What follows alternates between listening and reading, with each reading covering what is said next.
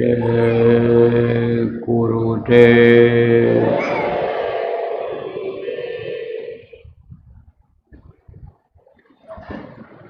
सर्वसमर्थ सर्वत्र स्मरणीय दाता दयाल दीन बंधु कृपा निधान परम पूज्य गुरु जी महाराज, उपस्थित सभी साधक सत्संगी धर्म प्रेमी बच्चियों बच्चियों, आज 23 जून 2026 को प्रातःकाल की बेला में जगाधरी गंगा यमुना नगर जगाधरी यमुना नगर हरियाणा के इस धरती पर सत्संग के माध्यम से आप लोगों के दर्शन का अवसर मिला। सत्संग इस वक्त पर मनुष्य के लिए बहुत जरूरी है, क्योंकि सत्संग के बिना सत्संग कोई बूझ न पावे। बगैर सत्संग के जानकारी नहीं हो पाती है। हर तरह की जानकारी सत्संग के द्वारा ही होती है। बच्चा जब पैदा होता है दूध पीना भी नहीं जानता। दूध से भरे हुए स्तन को माँ जब बच्चे के मुंह में डाल देती है और वो अपने मुंह से अजनबी चीज़ को जब जीभ से हटाता है और उसमें से दूध निकलता है तब दूध पीना सीख पाता है। उठना बैठना लेटरिन पेशाब करना यह माँ सिखाती है। इसीलिए माता पिता को भी गुरु बताया गया है। तो बिना सत्संग के कुछ जानकारी नहीं हो पाती है। सत्संग मनुष्य के जीवन का सार है। सार किसको कहते हैं? असली चीज़ को कहते हैं। ठोस चीज़ को सार कहते हैं। सार उस चीज़ को कहते हैं कि जो हमेशा काम आवे, हर जगह काम आवे। जैसे ये कागज़ का रुपया है, क्या आपका सड़ जाता है, घुल जाता है, चल जाता है, लेकिन सोने का सिक्का हो, चांदी का सिक्का हो तो उस पर कोई असर नहीं होता है। कहाँ सोना काई ना लगाए, लोहा घुन नहीं खाए, और बुरा भला जो गुर भगत कबहू नरक न जाए। सोना में काई नहीं लगती है। लोहा को घुन, ये जो गेहूँ को खा जाते हैं घुन, कीड़े होते हैं काले रंग के, वो सोना को नहीं खा पाते, लोहा को नहीं खा पाते हैं। तो सोना काई न लगाए, लोहा घुन नहीं खाए, तो कहा गया बुरा भला जो गुर भगत। गुरु भक्ति जिसके अंदर आ जाती है, वो अगर बुराइयां भी किए हुए होता है और गुरु के दया हो जाती है तो बुराइयां छूट जाती हैं। कर्म जो बुरे बन गए होते हैं वो भी कट जाते हैं। तो प्रेमियों, सत्संग वचन है सार। सत्संग वचन साधो या संसार में, साधो या संसार में तीन वस्तु है सार। सत्संग वचन सद्गुरु शरण नाम डोर आधार। सत्संग जल जब कोई पावे, मैलाई सब कट कर जावे। जब सत्संग मिलता है तब गंदगी साफ होती है। देखो प्रेम, कोई चीज़ जब कोई किसी को बताता है उसको भी सत्संग का ही रूप दिया जाता है। जैसे गंदगी लग गई, बच्चे को गंदगी लग जाती है, आपको कहीं गंदगी लगी है और किसी ने बता दिया तो आपने धो दिया, उसको साफ कर दिया। ऐसे अंतरात्मा में भी गंदगी होती है।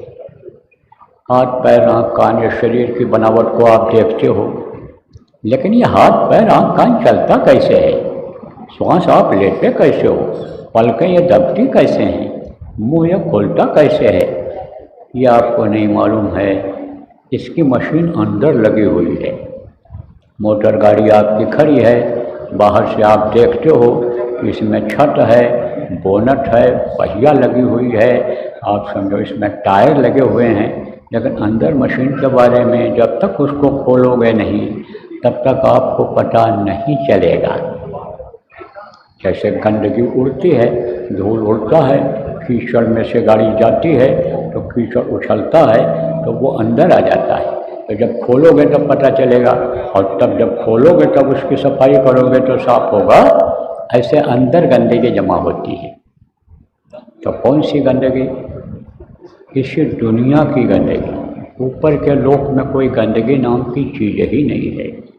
बहुत से लोग हैं। आप ये समझो जहाँ पर आप रहते हो यह मृत लोक है। इस मृत लोक का यह नियम है कि जो पेड़ फलता है वो झड़ता है, जो आग जलती है वो बुझती है, और जो पैदा होता है वो मरता है। तो यह है मृत लोक।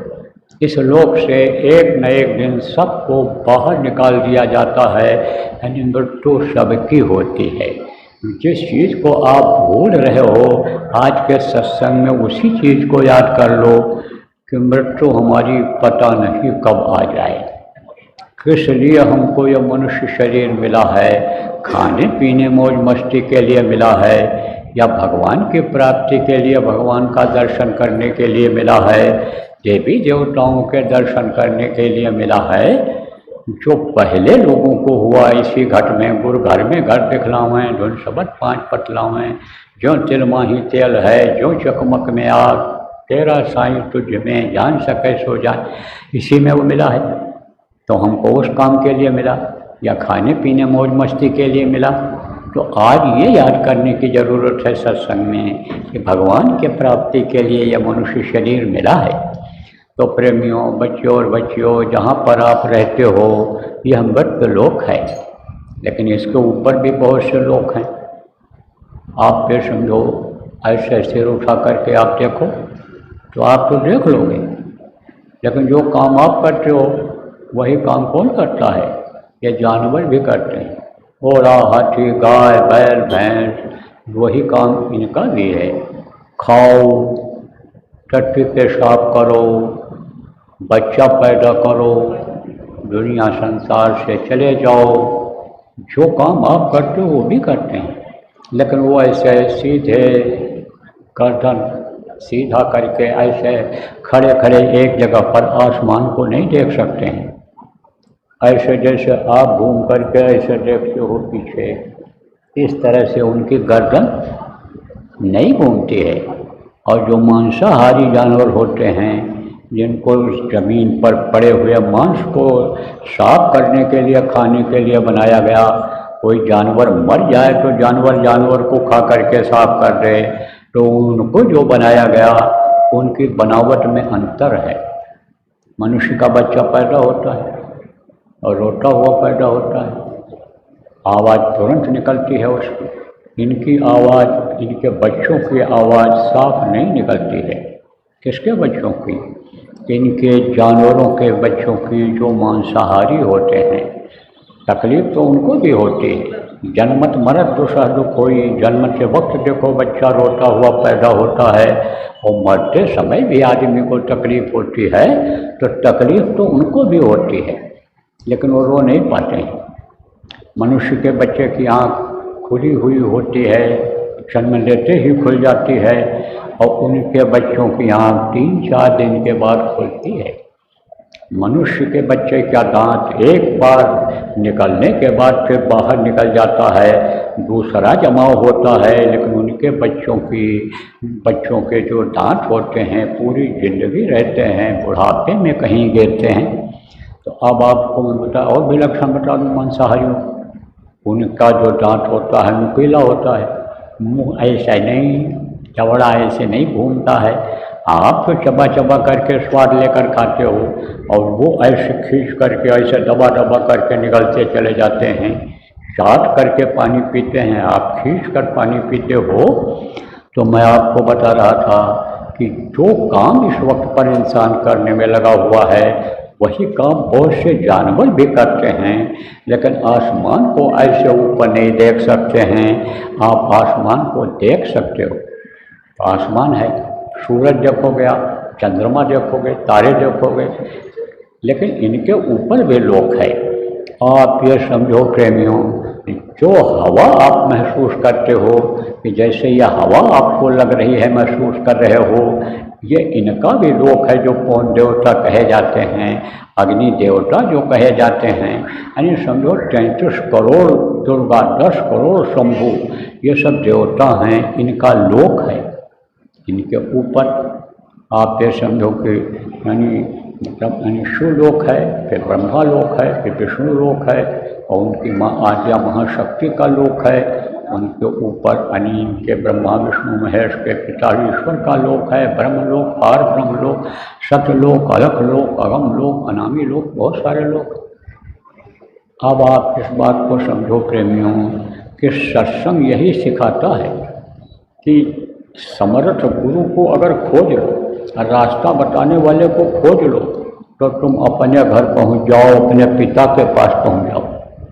कहोगे कि कौन से पिता? हमारे पिता तो जो पैदा किए थे वो तो चले गए, जिनके पिता होंगे उनके लिए आप कहोगे भाई हमारे पिताजी का ही बनाया हुआ घर है, हम तो अपने घर अभी सत्संग सुनकर लौट जाएंगे, वहाँ उस घर में रहेंगे, पिता का दर्शन करेंगे, माता का दर्शन करेंगे। लेकिन ये आपका घर नहीं है। जिस घर को आप समझो अपना घर कहते हो, ये हमारा घर है, वो आपके पिताजी का बनाया हुआ घर है। आपका घर तो आपके जो साथी हैं पढ़ने लिखने वाले भले का हैं, लेकिन आपके पिता के घर का नाम चल रहा है। तो पिताजी यही कहते मेरा घर है, मेरा घर है, मेरा घर है, लेकिन उस घर में रहेंगे वो? नहीं रहेंगे।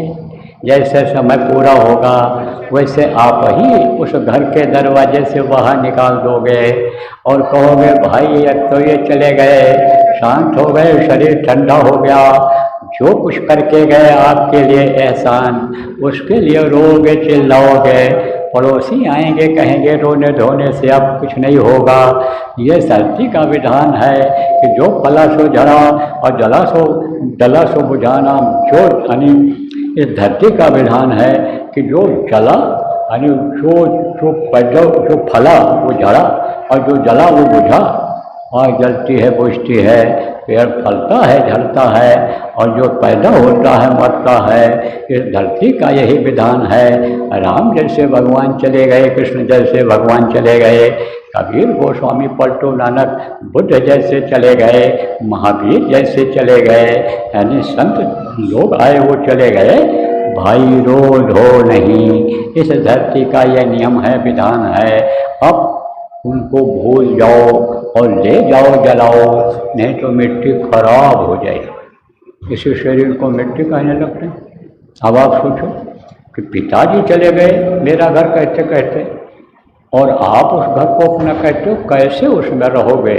वो तो कुछ समय के लिए आपको घर दे दिया गया कि जैसे किराए के मकान में कोई रहे, लेकिन घर उसका नहीं हो जाता है, एक दिन खाली करना पड़ता है। ऐसे ही काया कुटी खाली करना पड़ेगा, रे मन मुसाफिर निकलना पड़ेगा, या काया कुटी खाली करना पड़ेगा। तो मैं आपको बता रहा था कि ये जो जन्म देने वाले हैं ये पिता निमित्त मात्र के पिता हैं। आपको नहीं पता है कि अन्य समझो कि पिछले जन्म में आप कहाँ थे।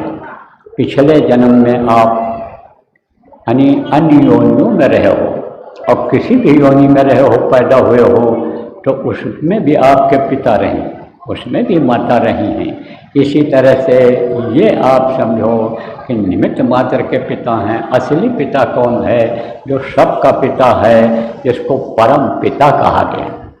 तो जब उसकी गोदी में बैठ जाओ, उस पिता के पास पहुंच जाओगे, तब आप जन्म मरण से छुटकारा पा जाओ। और नहीं तो लौट 84 आया, इसी 84 में बराबर आना पड़ता है। देखो प्रेम, सत्संग लोग सुनते हैं, प्रवचन सुनते हैं, तो लोग यही उपदेश करते हैं कि अन्य समझो धर्म करो, अच्छा कर्म करो, पूजा पाठ करो। जिसको जो जानकारी होती है वो बताता है।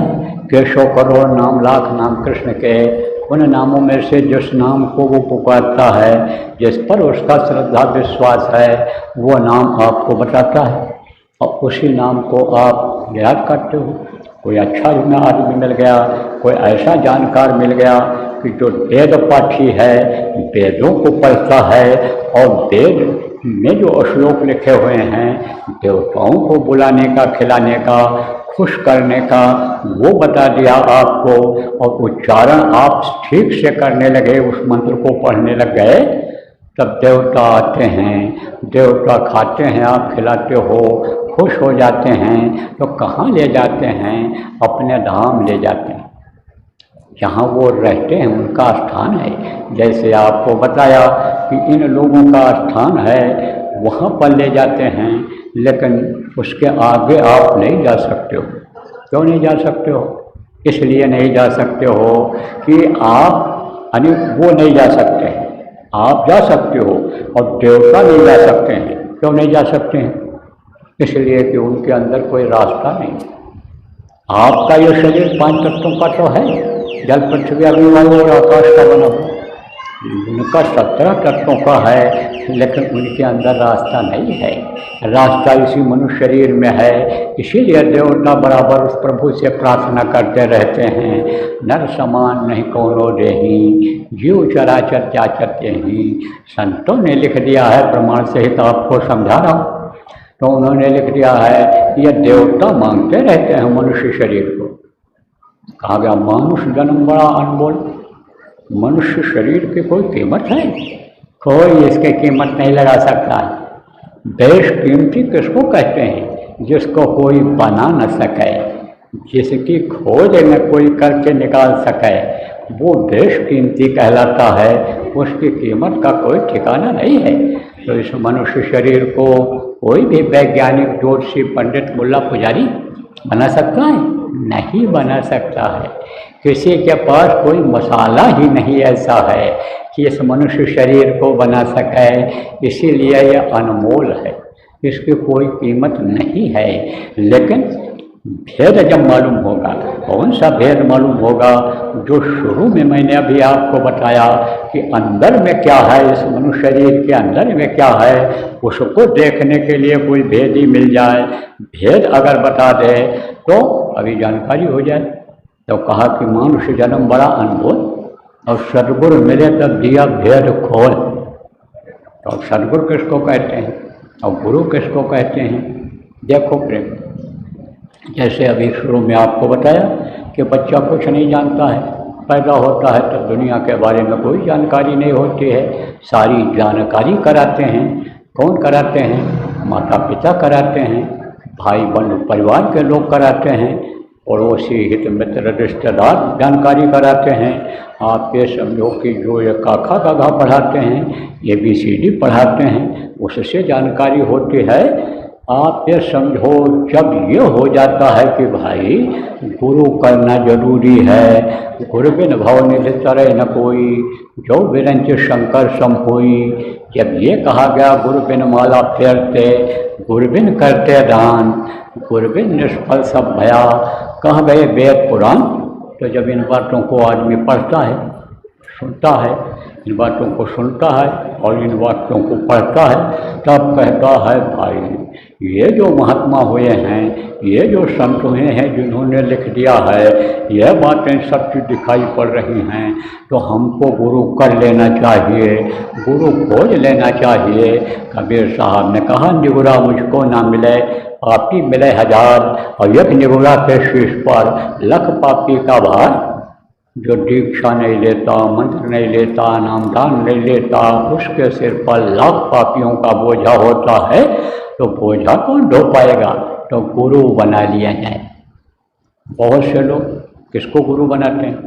जिसको पिताजी गुरु बनाए थे, दादाजी गुरु बनाए थे, तो कहते हैं दादाजी गुरु बनाए थे, वो तो चले गए, उनके लड़के गुरुवाई करते हैं, उनको गुरु बना लिया जाए। तो उन लोगों को गुरु बना लेते हैं। कुछ लोग कहते हैं भाई हमको गुरु की तलाश है, मिल गया कोई, कहता हमने उनसे मंत्र दीक्षा लिया है, चलो उनके पास चलो, हम उनसे दीक्षा मंत्र दिला देंगे आपको, उनको गुरु बना लो। आदमी चला जाता है। जब ये है डर पैदा हो जाता है कि लाख पापियों का सिर पर हमारे बोझा है और पाप की सज़ा भोगनी पड़ती है, मरने के बाद हमको पाप भोगने के लिए नरकों में जाना पड़ेगा, तब बेचैन हो जाता है। तो किसकी तलाश करता है? गुरु की तलाश करता है। अब जो जिसको मानता है उसी को लोगों को बताता है, जो जिस डॉक्टर से इलाज कराता है उसी डॉक्टर को बताता है कि इन्होंने हमारे मर्ज को ठीक किया है, ये अच्छे डॉक्टर हैं, इनके पास चलो। अब आप समझो बहुत सारे डॉक्टर हैं, आपके यहीं डॉक्टर मिलेंगे। आप ये समझो बहुत से मास्टर हैं, आप समझो आपके यहीं जगाधरी और यमुनानगर में ही मिलेंगे। लेकिन सब एक जैसे नहीं हैं, सबके अंदर एक जैसी काबिलियत नहीं है। पढ़ाते तो सब हैं, काम वही करते हैं, पेशा डॉक्टरी का ही है। लेकिन हर डॉक्टर से कह दो कि हम पेट का ऑपरेशन हमारे कर दो, सिर का ऑपरेशन दिमाग का कर दो, हार्ट का कर दो, तो नहीं कर सकते हैं। इसी तरह से गुरु होते हैं। गुरु गुरु तो सब बड़े, कोई ना ही छोट, और शत पाल की महीन है, बाकी चावल मोट। तो गुरु का स्थान ऊंचा होता है। लेकिन सरल भाषा में आपको गांव के लोगों को समझाता हूँ कि जैसे कोई 5 दर्जा पढ़ाने वाला मास्टर है, उससे कहो 10 दर्जा पढ़ा दो, हमारे लड़के को 10 दर्जा में है उसको पढ़ा दो। 10 दर्जा पढ़ाने वाले मास्टर से कहो कि हमारे लड़के को पढ़ा करके आप डॉक्टर बना दो, इंजीनियर बना दो, तो बना पाएगा? नहीं बना पाएगा। वैसे को खोजना पड़ेगा। कैसे को खोजना पड़ेगा कि जो डॉक्टर बना दे पढ़ा करके, जो IAS PCS में लड़के को ला दे, कलेक्टर कमिश्नर बना दे, ऐसे को खोजना पड़ेगा, तब बना पाएगा। तो जब ये सोचते हैं लोग कि भाई चलो किसी को भी गुरु बना लो, तो कोई छाप लगा देता, अपनी पहचान बना देता है, कोई कंठी बांध देता है, कोई कान छड़वा करके उसमें कुछ पहना देता है, कोई सिर मुड़वा देता है, कोई कपड़ा बदलवा देता है। वो अलग अलग अपनी पहचान बनाने के लिए लोग समझो ये सब करा देते हैं, और जिसको जितनी जानकारी होती है वो नाम बता देते हैं। तो आपको मैं ये सुना, गुरु कई तरह के होते हैं। पहला गुरु पितर माता, जो है रक्त बीज के दाता। दूसर गुरु भई वो दाई, गर्भवास की मैल छुड़ाई। तीसर गुरु ने नाम उचारा, गांव देश के लोग पुकारा। चौथा गुरु ने शिक्षा दीना, तब संसारी वस्तु चीना। पांचवां गुरु ने दीक्षा दीना, राम कृष्ण का सुमिरन कीना।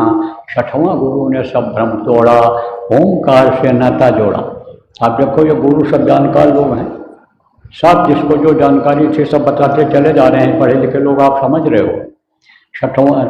छठवां गुरु ने सब भ्रम तोड़ा, ओंकार से नाता जोड़ा। लेकिन 7वां गुरु शत शब्द लखावा, और जहाँ का जीव तहाँ पहुँचा हुआ है।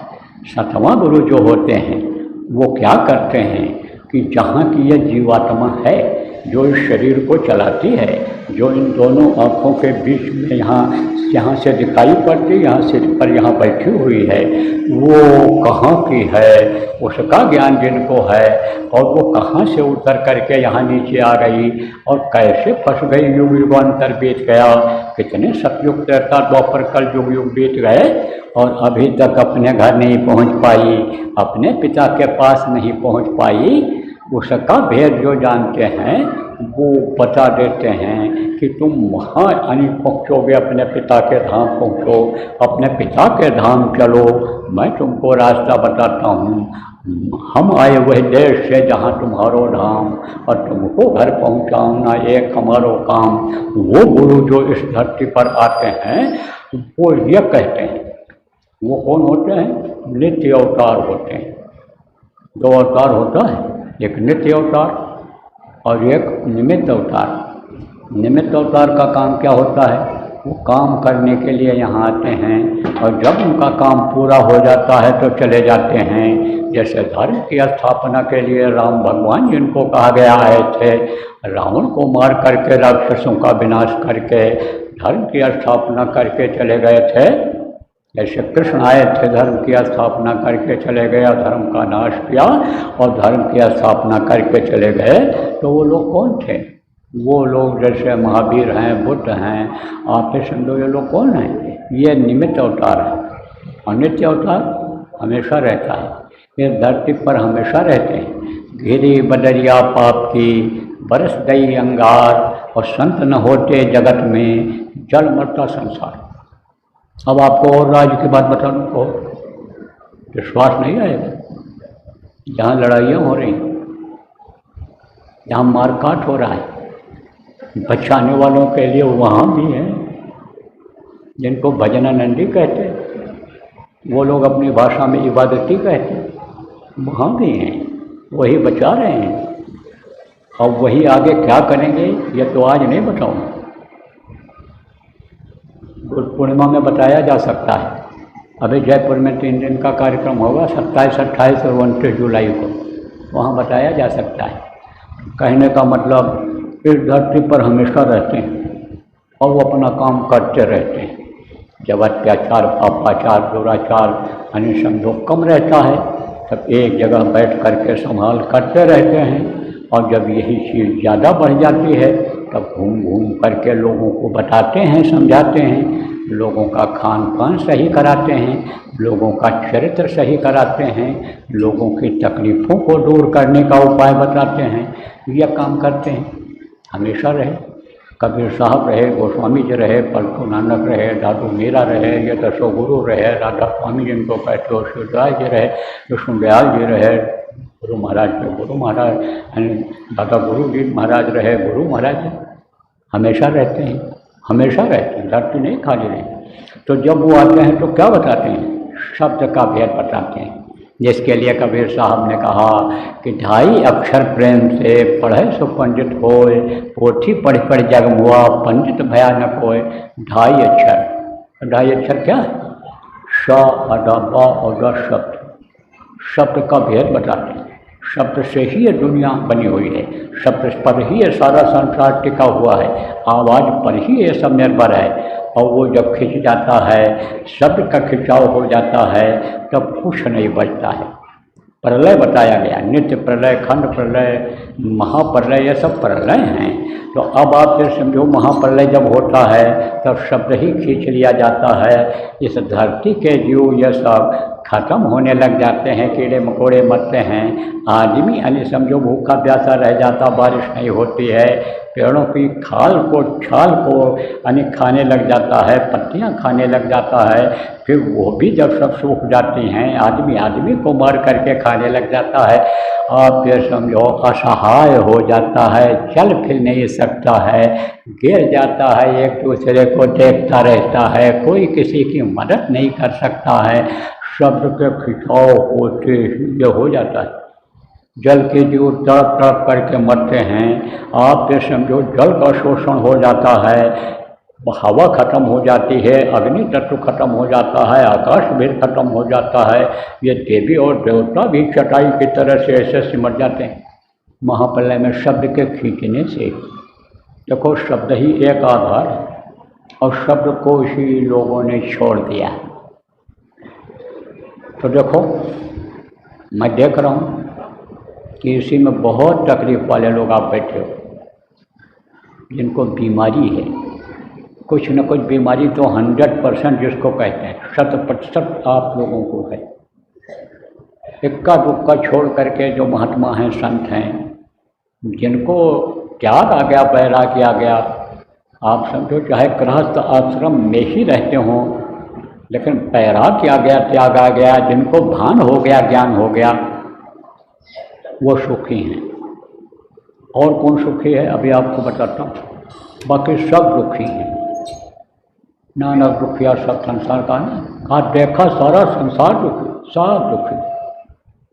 कोई रोग से दुखी है, कोई परिवार के रोग से दुखी है, कोई लड़ाई झगड़ा घर में कुछ हो जाता है उससे दुखी है, किसी के बच्चे कच्चे यानी एक दूसरे से मारपीट करते रहते हैं उससे दुखी है, कोई मुकदमेबाजी में फंस गया, गम नहीं खाया, बर्दाश्त नहीं किया, और फिर तनिक बात में गुस्सा क्रोध आ गया, लड़ाई झगड़ा हो गया, वो मुकदमेबाजी में से परेशान है। कोई कारोबार बढ़ाया, फिर सुख मिलेगा, शांति मिलेगी, अच्छी गाड़ी पर चलने लग जाऊंगा, कोठी में रहने लग जाऊँ, इज्जत बढ़ जाएगी, एक दुकान है एक और खोल लें, दुकान खुल गई तो कहे कारखाना लगा लें और ज़्यादा आमदनी होने लगेगी, वो भी परेशान। एक ट्रक था, 4 ट्रक खरीद लिया, 10 ट्रक खरीद लिया, ट्रक का एक्सीडेंट हो गया, रात को 12 बजे यानी फ़ोन आया जल्दी करो आओ नहीं तो मामला गड़बड़ हो जाएगा। अब पक करके गए, रात में सोते भी। न राजा को शांति, न रैयत को शांति, न पूंजीपति को ही नींद आ रही, सब दुखी। लेकिन सुखी कौन है? नानक दुखिया सब संसार, और सुखी वही जो नाम आधार, जो नाम का सहारा ले लेता है, नाम डोर को पकड़ लेता है, वो भवसागर से पार हो जाता है। अब आप कहोगे भवसागर क्या है?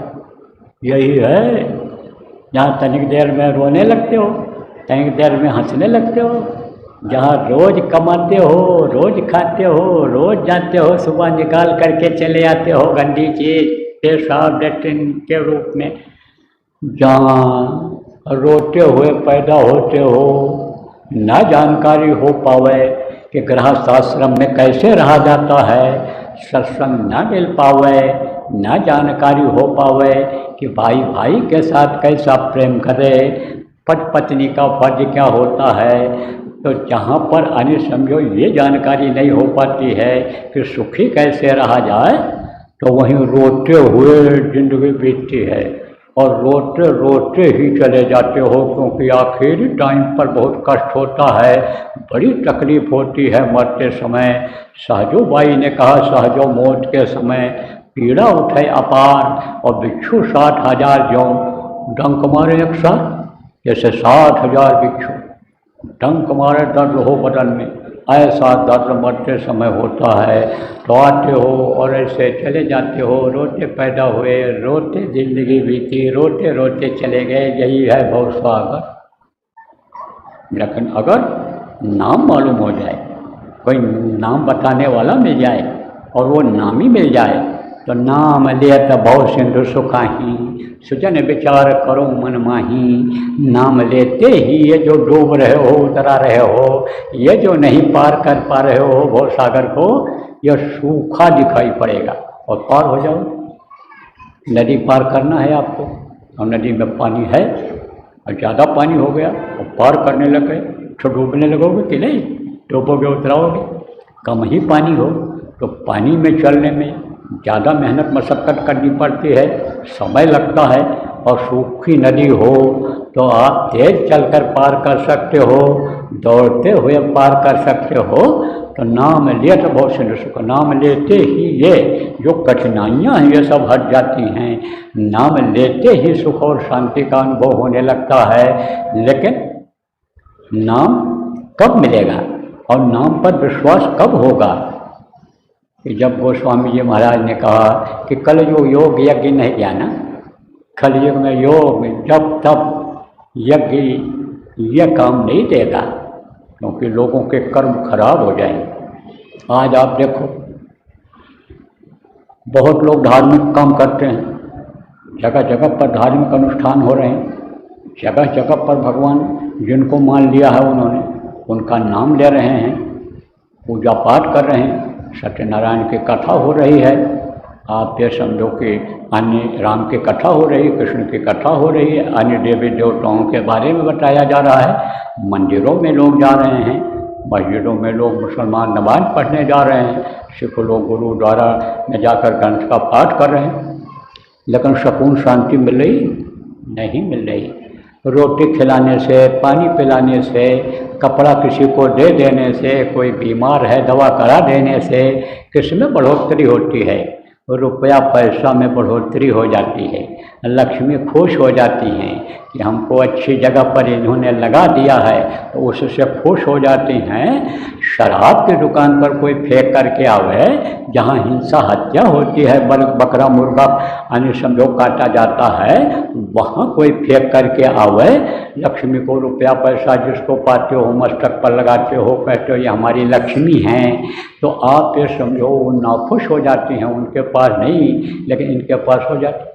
तो धन दौलत तो बड़े हो गया, लेकिन धन दौलत वालों को भी शांति नहीं मिल रही है, दुखी तो सब हैं।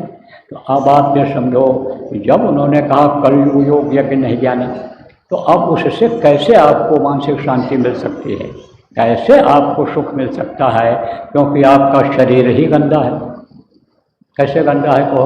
हम तो साफ सुथरा शरीर को बना करके 2-3 बार साबुन लगा करके और फिर कई कोट साबुन लगा करके नहा करके जाते हैं और गंगा जल से शरीर को पवित्र करते हैं, मंत्र पढ़ते हैं, उंगा पवित्र पवित्र वा सर्वा स्थान गटे पिया तो गटो पिवा। तो अब जब यह मंत्र पढ़ करके जो जाते हैं, कहेंगे हम पवित्र करके जाते हैं इसको, तो हमको क्यों नहीं फायदा होगा, क्यों नहीं खुश नहीं होंगे ये देवता? इसलिए नहीं कि आपकी अंदर की आत्मा गंदी है। किससे गंदी होती है? जैसा खाओ अन्न वैसा होवे मन, जैसा पियो पानी वैसी होवे वाणी। ये कहावत है। भीष्म पितामह बाणों की शैया पर लेटे हुए थे, अच्छी अच्छी बात बता रहे थे, ज्ञान का उपदेश कर रहे थे, तो द्रौपदी ने हंस दिया था। उन्होंने कहा क्यों हंसी द्रौपदी? बोली बहुत अच्छी अच्छी बात इस समय मरते समय आप बता रहे हो। ये ज्ञान आपका उस समय कहाँ चला गया था जब तो शासन भरी सभा में हमको नंगे कर रहा था, हमारी जेब खींच रहा था, तब यह ज्ञान आपका उस समय कहाँ चला गया था? तब उन्होंने कहा भीष्म पितामह ने कि द्रौपदी तो ठीक कह रही है, उस समय मैं दुर्योधन पापी का अन्न खा रहा था, इसलिए मेरी बुद्धि भ्रष्ट हो गई। तो अब आप सोचो कि अन्न खाने से बुद्धि खराब हो गई थी। और कहा गया है जैसा खाओ अन्न वैसा हो मन। चोर का अनाज खा लो उसी तरफ चोरी की तरफ मन चला जाएगा, व्यभिचारी का कतली का खा लो तो उसी तरफ मन चला जाएगा, या मन चंचल हो जाएगा। जो त्यागी मन बन गया है, बैरागी मन बन गया है, काम क्रोध से हट करके शील क्षमा संतोष विरह विवेक ले आया है, वही काम की तरफ चला जाएगा, वही क्रोध की तरफ चला जाएगा, वही वासनाओं की तरफ चला जाएगा। तो यह सच है बात। यह करके यानी समझो आप करो या देख लो कहीं इस तरह का, यानी देखना वैसे मत, लेकिन अनुभव आपको होता होगा। बहुत अच्छे भाव हैं, फिर भाव खराब हो जाते हैं, बस वही कर्म आ जाते हैं, जो काफ़ी लेते हो वही कर्म आ जाते हैं। तो अब आप ये समझो कि अन्न के दोष से जब बुद्धि खराब हो सकती है, तो जो जानवरों का मांस खाएगा, जो अंडा खाएगा, मछली खाएगा, जीव हत्या करके जानवरों का, और आप ये समझो जबान का स्वाद लेगा, उसका मन कैसे लगेगा, कैसे स्थिर रहेगा? आप ये समझो मन स्थिर नहीं रहेगा, तब क्या होगा? इधर उधर चला जाएगा। तो चाहे मूर्ति को ही कोई देख रहा हो, लेकिन मन किसी दूसरी तरफ जब चला जाता है, तब मूर्ति को बराबर देख पाता है? एक आदमी गया कहाँ? मंदिर में, तो देवता का दर्शन किया और फूल पत्ती चढ़ाया, अगरबत्ती जलाया और आरती जलाया। तो आरती करने लग गया, उनको देख देख करके इसे घुमाने लग गया कि खुश हो जाए। तब तक उसका मन कहाँ चला गया? चप्पल के ऊपर जो दरवाजे पर उतार करके आया था। अरे बोला गलती हो गई, यहाँ से मंदिरों से गुरुद्वारा से यहाँ से बढ़िया चप्पल पहन करके लोग चले जाते हैं, अपना छोड़ जाते हैं घिसा पिटा चप्पल, तो कहीं हमारा नया वाला ये चप्पल ना चला जाए जो हमने खरीदा है। हमको तो पुराना पहन कर आना चाहिए। तब जब आरती करता है और बोलता है स्तुति तमेओ माता चपिता तमेओ, तब तक ध्यान चला जाता है चप्पल की तरफ कि देखना है कि नहीं है। तो चप्पल को देख के कहता है तमेओ बंधु च सखा तमें। अब फिर घूमा मूर्ति की तरफ, तमेओ विद्या च दबणम तमेओ। तब तक फिर मन लग गया चप्पल की तरफ, तो कहता है तमेओ सर्वम मम देव देवा।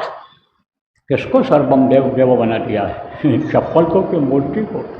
तो यह मन भटक जाता है। तो इसको सही रखने के लिए सात्विक भोजन बताया गया, शाकाहारी भोजन बताया गया, कि जिसको हर अनुसंधो संतों ने बताया। देखो सभी महात्माओं ने शाकाहार का उपदेश किया। मुख्य रूप से आप गुरुओं की धरती पर बैठे हुए हो, कुछ गुरु के बंदे भी इसमें बैठे हुए हो, लेकिन नानक जी ने बहुत जोर दिया है शाकाहार पर। उन्होंने जो कुछ साफ लिखा नानक प्रकाश में लिखा मिलेगा आपको कि सब जीवों को नाम जपायो और आमिष भोजन तिन्हें सजवायो, तिन्हें छुड़वायो। सब राक्षस को, उन्होंने तो राक्षस कहा है, सब राक्षस को नाम जपायो और आमिष भोजन तिन्हें सजवायो। कहा जो रक्त लागे कापड़े जामा हुए पलीत। जैसे कपड़े के ऊपर खून लग जाता है तो कहते हो यह दूषित हो गया, गंदा हो गया, उसको उतार दो, इसको धो करके साफ करा करके फिर पहनेंगे।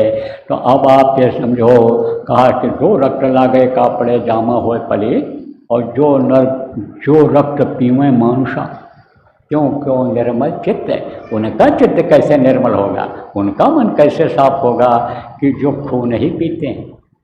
मांस में क्या रहता है, मांस और खून मिला हुआ रहता है, और उसको लाते हो, खाते हो, पीते हो, तो कहाँ से यानी समझो मन रुकेगा, चित्त रुकेगा। कैसे ग्रंथ का पाठ करोगे तो मन लगेगा, उसके अर्थ को कैसे आप समझ पाओगे, जबकि उसमें लिखा हुआ है कि गुरु की खोज करो, गुरु के बिना कुछ नहीं हो सकता है। गुरु हमेशा इस धरती पर रहते हैं, वक्त के गुरु होते हैं, वक्त का डॉक्टर, वक्त का मास्टर, वक्त के गुरु की सबको जरूरत में पड़ती है। कोई कहे हमारे पिताजी का इलाज जो किए थे, हमारे पिताजी को जो पढ़ाए थे, उस मास्टर से हम लड़के को पढ़ावें, उस वैद्य से, डॉक्टर से हम अपना इलाज करावें, तो वो तो दोनों नहीं रहे, कि किससे कराओगे। वक्त के डॉक्टर के पास जाना पड़ेगा, वक्त के मास्टर के पास जाना पड़ेगा।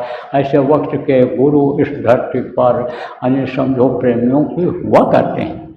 तो मैं आपको शब्द के बारे में बता रहा था, शब्द की व्याख्या समझो सब लोगों ने किया है, लेकिन वो जो सार शब्द है, जिसके लिए कहा गया कि सार शब्द जाने बिना कागा हंस न होए।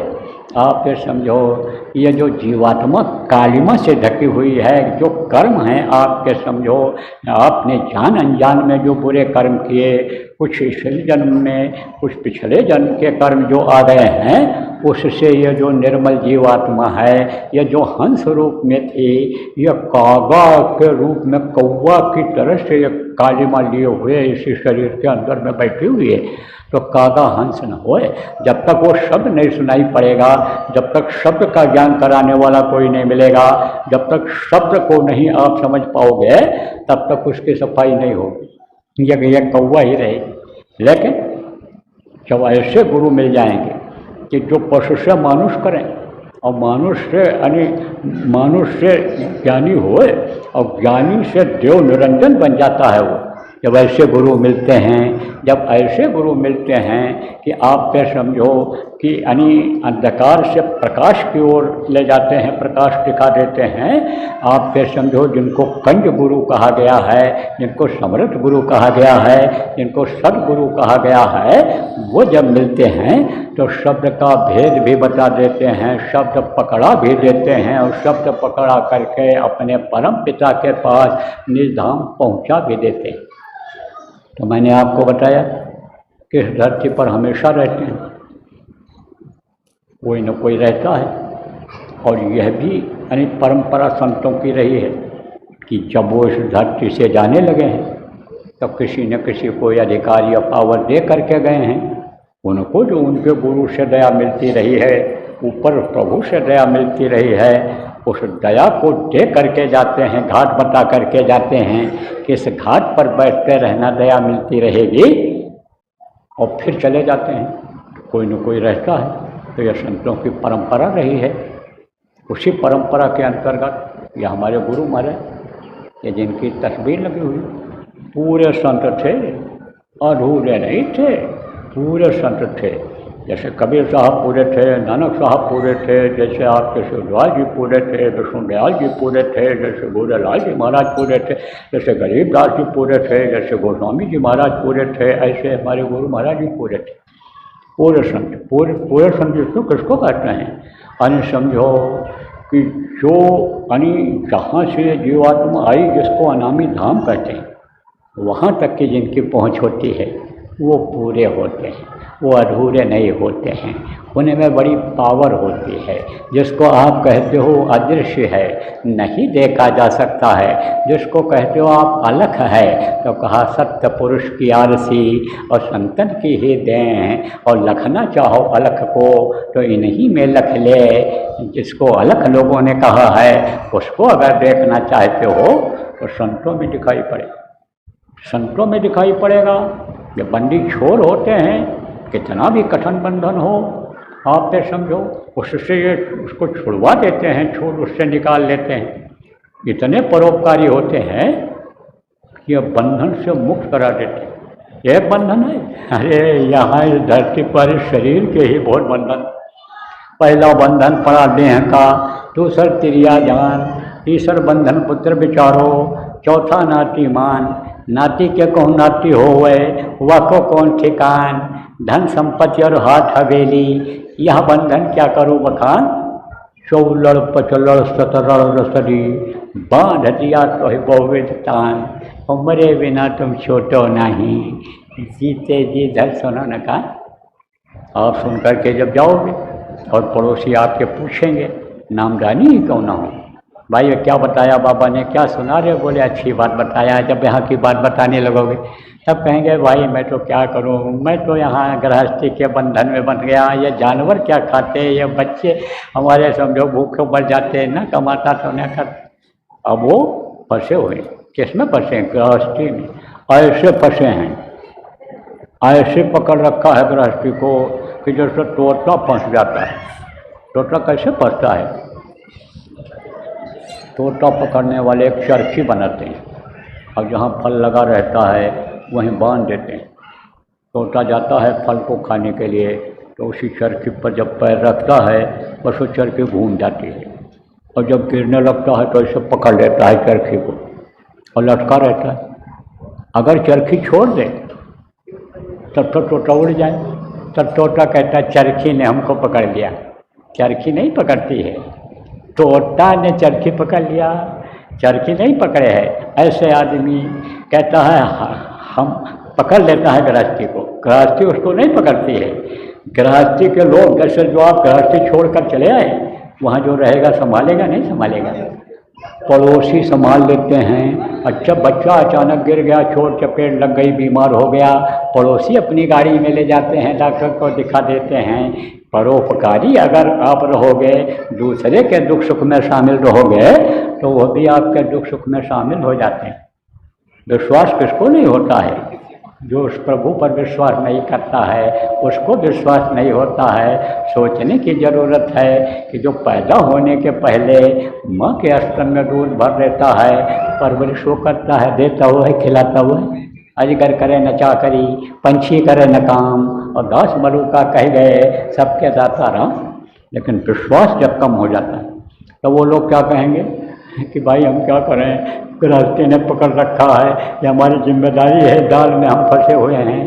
तो आप सब लोग तो भाग्यशाली हो कि छोड़ करके सब गुरु के भरोसे चले आए, प्रभु के भरोसे चले आए कि जिसके बच्चे ये हैं, और यहाँ पर आप सुन रहे हो, तो आप तो भाग्यशाली हो। लेकिन सब लोग ऐसा नहीं कर पाते हैं। गुरु क्या करते हैं, गुरु इसी बंधन से मुक्त करा देते हैं। तो वो क्या कहते हैं, क्या समझाते हैं सत्संग में कि रहो गृहस्थी में ही, लेकिन उसमें फंसो नहीं। भोग भगवान ने बनाया, किसके लिए बनाया, आदमी के लिए बनाया, भोगने के लिए बनाया, लेकिन फंसो नहीं। कैसे फंस जाते हो ये भी बता दें। एक कटोरे में शहद रख दो, एक मक्खी आती है और कटोरे को ऊपर ऐसे बैठ जाती है और शहद को खाती है और खा करके उड़ जाती है। शहद भी खाया और फ्री हो गई, उड़ गई। और दूसरी मक्खी आती है, कटोरे में फूल पड़ती है और पेट भर करके शहद खाती है, लेकिन उसके पंख फंस जाते हैं, निकल नहीं पाती। तो रहो गृहस्थी में ही, सारे गृहस्थी का पालन करो। बच्चों के खाने का इंतजाम कर लो, अपने शरीर को चलाने का इंतजाम कर लो, कपड़े का इंतजाम कर लो, गर्मी ठंडी से बरसात से बचने के लिए घर बना लो, दरवाजे पर कोई भूखा दूखा आ जाए रोटी खिला दो, पानी पिला दो, हो सके किसी की मदद कर दो। यह सब जो आपका गृहस्थ का धर्म बनता है, इसका सारा का सारा पालन करो। लेकिन फंसे मत रहो, उसी में 24 घंटा मत लगे रहो, उससे समय निकालो। यह तन का फल विषय न भाई, स्वर्गो फल पंथ दुखदाई। यह विषय वासनाओं के लिए, खाने पीने के लिए यह मनुष्य शरीर नहीं मिला, यह मिला भगवान प्राप्ति के लिए। यह साधन धाम मोक्ष का द्वारा, यह साधना के लिए मिला है। मोक्ष का दरवाजा इसी के अंदर है। तो जीवात्मा को मुक्ति और मोक्ष दिला। शमशान घाट को क्या कहते हैं लोग? मुक्ति मोक्ष धाम। आप मुद्दा लेकर के वहाँ जाओ, 3 दिन लग जाए जलाने, तो वापस लाओगे? कहोगे नहीं, मुक्ति दिला के ही जाएंगे। तो शरीर की मुक्ति तो हो जाती है, लेकिन शरीर को चलाने वाली जीवात्मा की मुक्ति तब तक नहीं होती है जब तक ये अपने प्रभु के पास, अपने धाम, अपने घर नहीं पहुँच जाती है। इसके लिए भी कुछ काम करो। गुरु महाराज ने बताया, लोगों रास्ता बताया और रास्ते पर चलाया, और कितने लोगों को निज घर निज धाम पहुंचा दिया। अब वो इस दुख के संसार में आने वाले नहीं हैं। इसलिए आप ये समझो कि जो पुराने लोग बैठे हो गुरु महाराज के, आप गुरु महाराज पर भरोसा करो, विश्वास करो। कहा गया है कि ध्यान मूलम गुरु मूर्ति, पूजा मूलम गुरु पदम, मंत्र मूलम गुरु वाक्यम और मोक्ष मूलम गुरु कृपा। यह मुक्ति मोक्ष गुरु कृपा से होगा। ये सबको दौलत नहीं मिलती है, नाम की दौलत नहीं मिलती है, अंदर की वो दौलत कि जब तक जिंदा रहो काम आवे और मरने के बाद भी काम आवे, वो दौलत सबको नहीं मिलती है। यह दौलत दरबार की बख्शिशी के माए, जब गुरु बख्शिश करते हैं, देते हैं, तब वो मिल जाती है। इसलिए गुरु को समझो, गुरु के वचनों का पालन करो। जो गुरु महाराज यानी प्रेमियों आपको आदेश दे करके गए, उस आदेश का पालन करो। देखो, गुरु से कोई उद्धार नहीं हो सकता, और ऐसे गुरु से जो लोक भी बना दें और परलोक भी बना दें और हर मुसीबत में आपके काम आवें और आपसे कोई इच्छा न रखें। गुरु न भूखा तेरे धन का, उसके तो धन है नाम रतन का, और तेरे धन से कुछ काम करावें, भूखे भूखे को खिलवावें। ऐसे गुरु जो लोभी लालची ना हो, समझो, अंधा गुरु बहरा चेला, दोनों नरक मत ठेलम ठेला। ऐसे गुरु जो लोभी ना हो, लालची ना हो, ऐसे गुरु के धन अरे शिष्य धन शोक न रही, और सो गुरु घोर नरक में पड़ई। धन के जो लोभी हों, लालची हों, शरीर के जो लोभी लालची हों, मान प्रतिष्ठा के जो लोभी लालची हों, वो गुरु गुरु नहीं कहलाते, स्वार्थी होते हैं। जो निस्वार्थ सेवा करते हैं, ऐसे गुरु के आदेश के पालन में हमको आपको प्रेमियों जो गुरु महाराज थे लगना चाहिए। गुरु की पहचान ऐसे हाण मांस के शरीर से नहीं होती है। जो कोई कहा संत हम चीन्हा, स्वामी कान हाथ धर लेना, संतों की पहचान ऐसे नहीं होती, अंदर से होती। तो अंदर से आपको गुरु की पहचान कैसे होगी? गुरु महाराज की पहचान कैसे होगी? जो युक्ति उन्होंने बताया है, ध्यान लगाने का। ध्यान लगाओगे तब अंदर में गुरु की पहचान होगी, तब आपको अपनी पहचान होगी, परमात्मा की पहचान होगी, लोगों की पहचान होगी, अन्य देवी देवताओं की पहचान होगी, साक्षात उनका दर्शन होगा। तो अब आप ये समझो कि ध्यान लगाओ, भजन करो, शब्द को पकड़ने की कोशिश करो जो आपकी इस आत्मा को खींच करके ऊपरी लोकों में ले जाए। उस शब्द को पकड़ो। वो नाम जो गुरु महाराज बताए हैं, 5 नाम, उसका सुमिरन रोज करो, तब गुरु की पहचान हो पाएगी, तब आपको विश्वास हो पाएगा। अब कहते हो, कल भी कुछ लोग यहाँ आए थे, कह रहे थे मन नहीं रुकता है। तो मन तो एक ही है, चला जाता है, भग जाता है, कहाँ जाता है, किधर जाता है, जैसा उसका कर्म होता है उसी तरफ चला जाता है। आप ये समझो, किसी का भोग की तरफ जा रहा है, किसी का मन चोरी की तरफ जा रहा है, किसी का डकैती व्यभिचार की तरफ चला जा रहा है, किसी का मन खाने की तरफ चला जा रहा है, किसी का घूमने की तरफ चला जा रहा है। कोई कह रहा मान प्रतिष्ठा इज्जत हम ही को मिल जाए, हमारे ही पास धन दौलत हो जाए, कुबेर का खजाना हम ही को मिल जाए, हम ही प्रधानमंत्री राष्ट्रपति बन जाएँ। तो मन इधर उधर चला जाता है, भटकता है। तो मन कैसे रुकेगा? इन चीज़ों को पाने के लिए जो शरीर से आपने कर्म कर डाला, जब वो कर्म कटेंगे तो मन रुकेगा, इधर से हटेगा। तो कर्म फांस छूटे नहीं, कर्म इतना जल्दी नहीं करता है। कर्म फांस छूटे नहीं, कहते करो उपाय और सद्गुरु मिले तो उबरे और नहीं तो भटका खाए। तो कर्मों को काटने का उपाय बता देते हैं। कल एक बच्ची यहाँ बैठी थी, हम लोग भी सुन रहे थे लोगों की बातों को वहीं थे। तो उसने कहा कि हमको और समझो कि फिर कोई मांग करके ले आओ, जैसे काल भगवान ले आए थे। जानकार थी वो, या तो पढ़ी रही होगी, हाँ, या तो सत्संग सुनी होगी, तो जानकार थी। तो फिर कोई मांग के ले आओ। हमने कहा ऐसे नहीं मांग के लाई, बहुत वर्षों तक तपस्या किया था निरंजन ने, तब उनको मिला, तब उनको ये जीवात मैं मिली थी। और अब वो चीज़ तुमको उसमें फंसने की क्या ज़रूरत है इन चीज़ों में।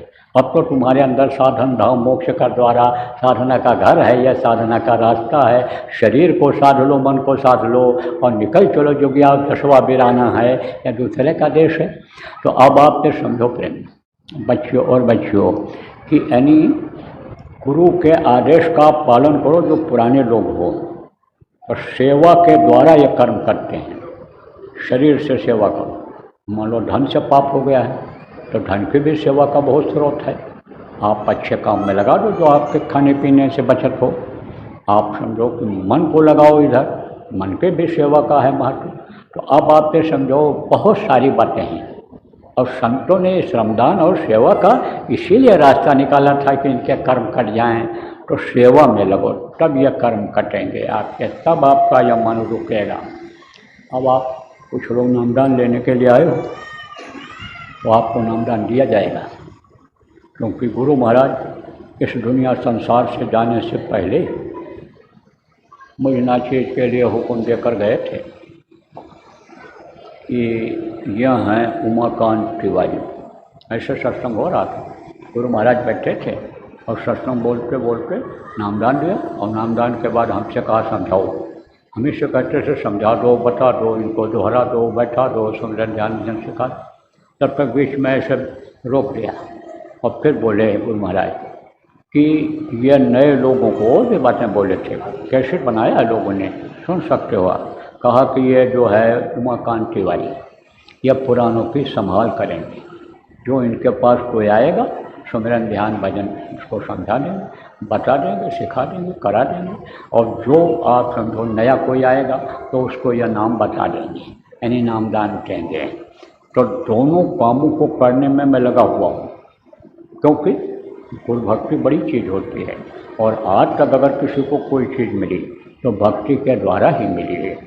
चाहे भक्त प्रहलाद रहे हों, चाहे भक्त ध्रुव रहे हों, और चाहे सती अनसुईया रही हों, चाहे सती सावित्री रही हों, चाहे भक्त हनुमान रहे हों, भक्ति के द्वारा उनको ये सब शक्तियाँ मिली हैं। अरुमा गरिमा महिमा शक्तियाँ मिली हैं और यश मिला है, कीर्ति मिली है, इतिहास में नाम हुआ है उनका। किसकी वजह से हुआ है? भक्ति की वजह से हुआ है। अविरल भक्ति, हाँ, फिर समझो कि अविरल भक्ति की उपाधि मिली है।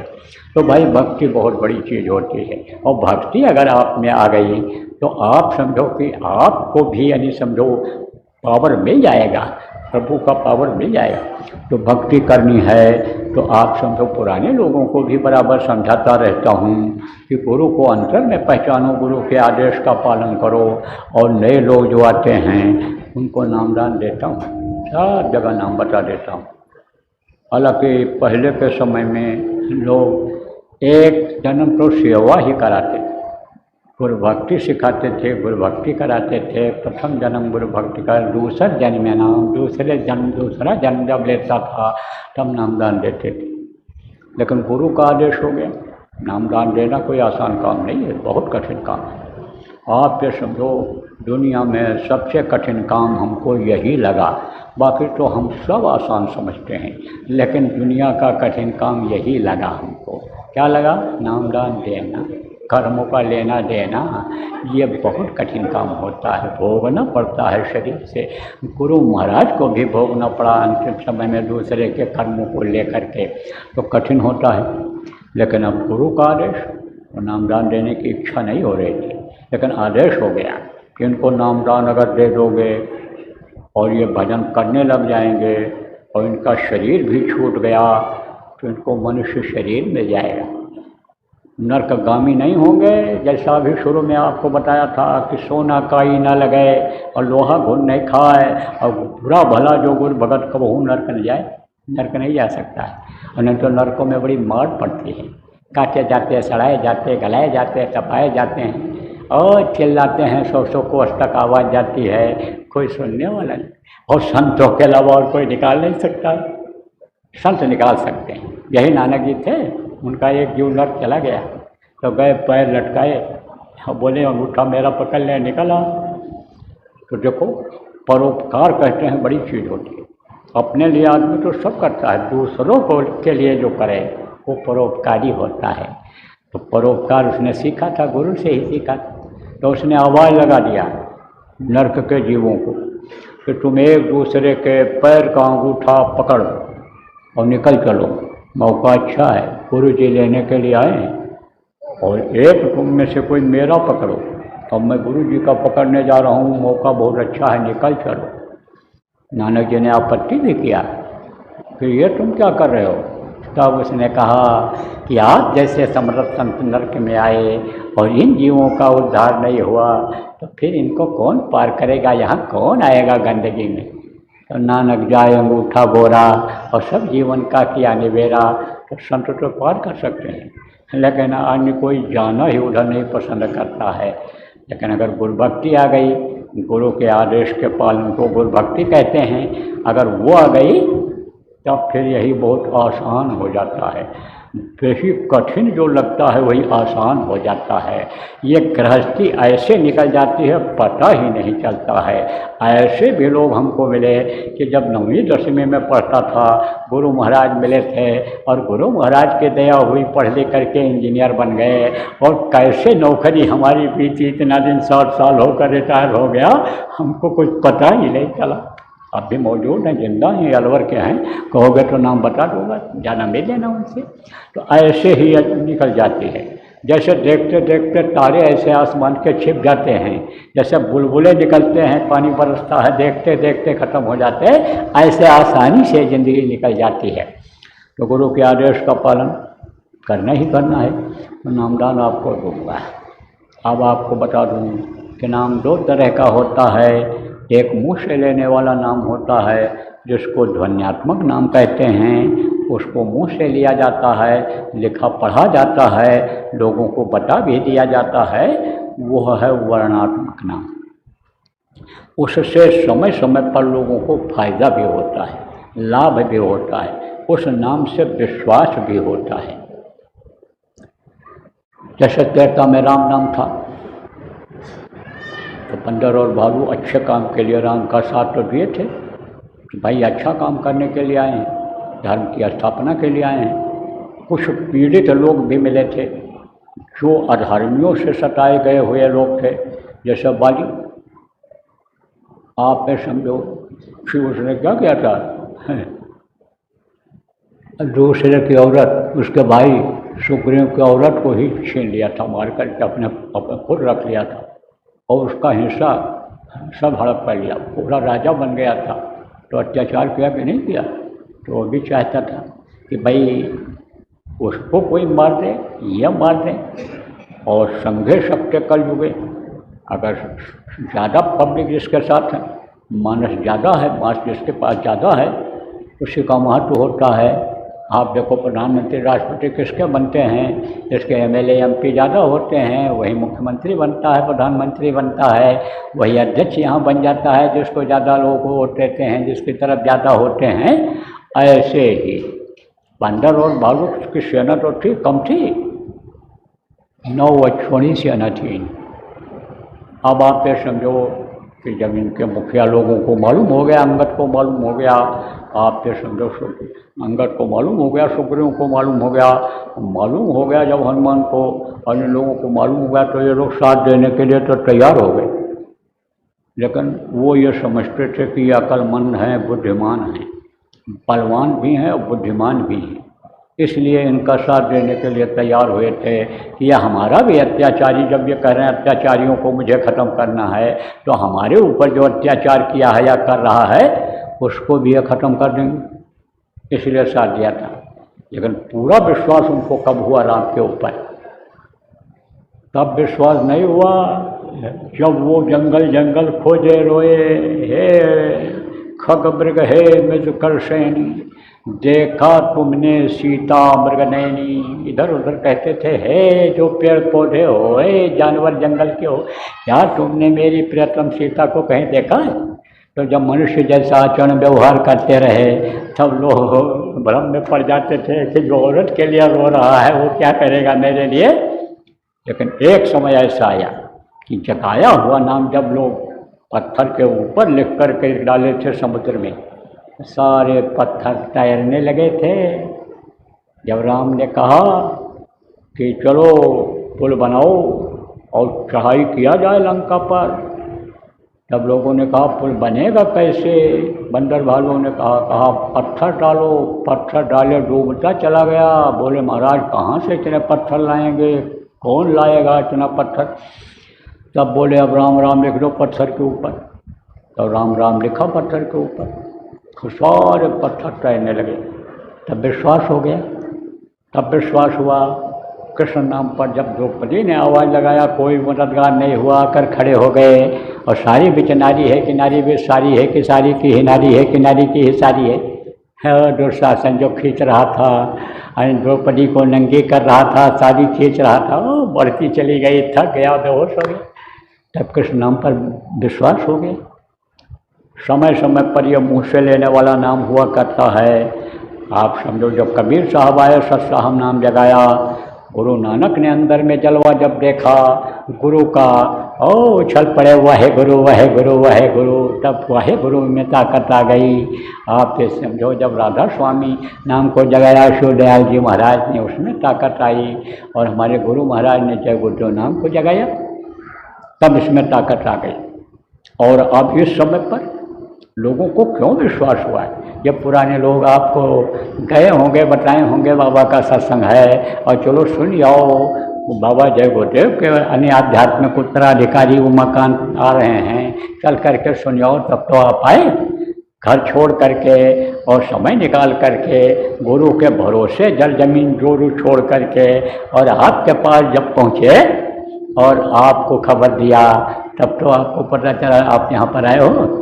ऐसे ये आजमाए हुए हैं, खूब आजमाए हैं, खूब इनको विश्वास हुआ जय गुरुदेव नाम से, तब ये इतनी मेहनत कर रहे हैं।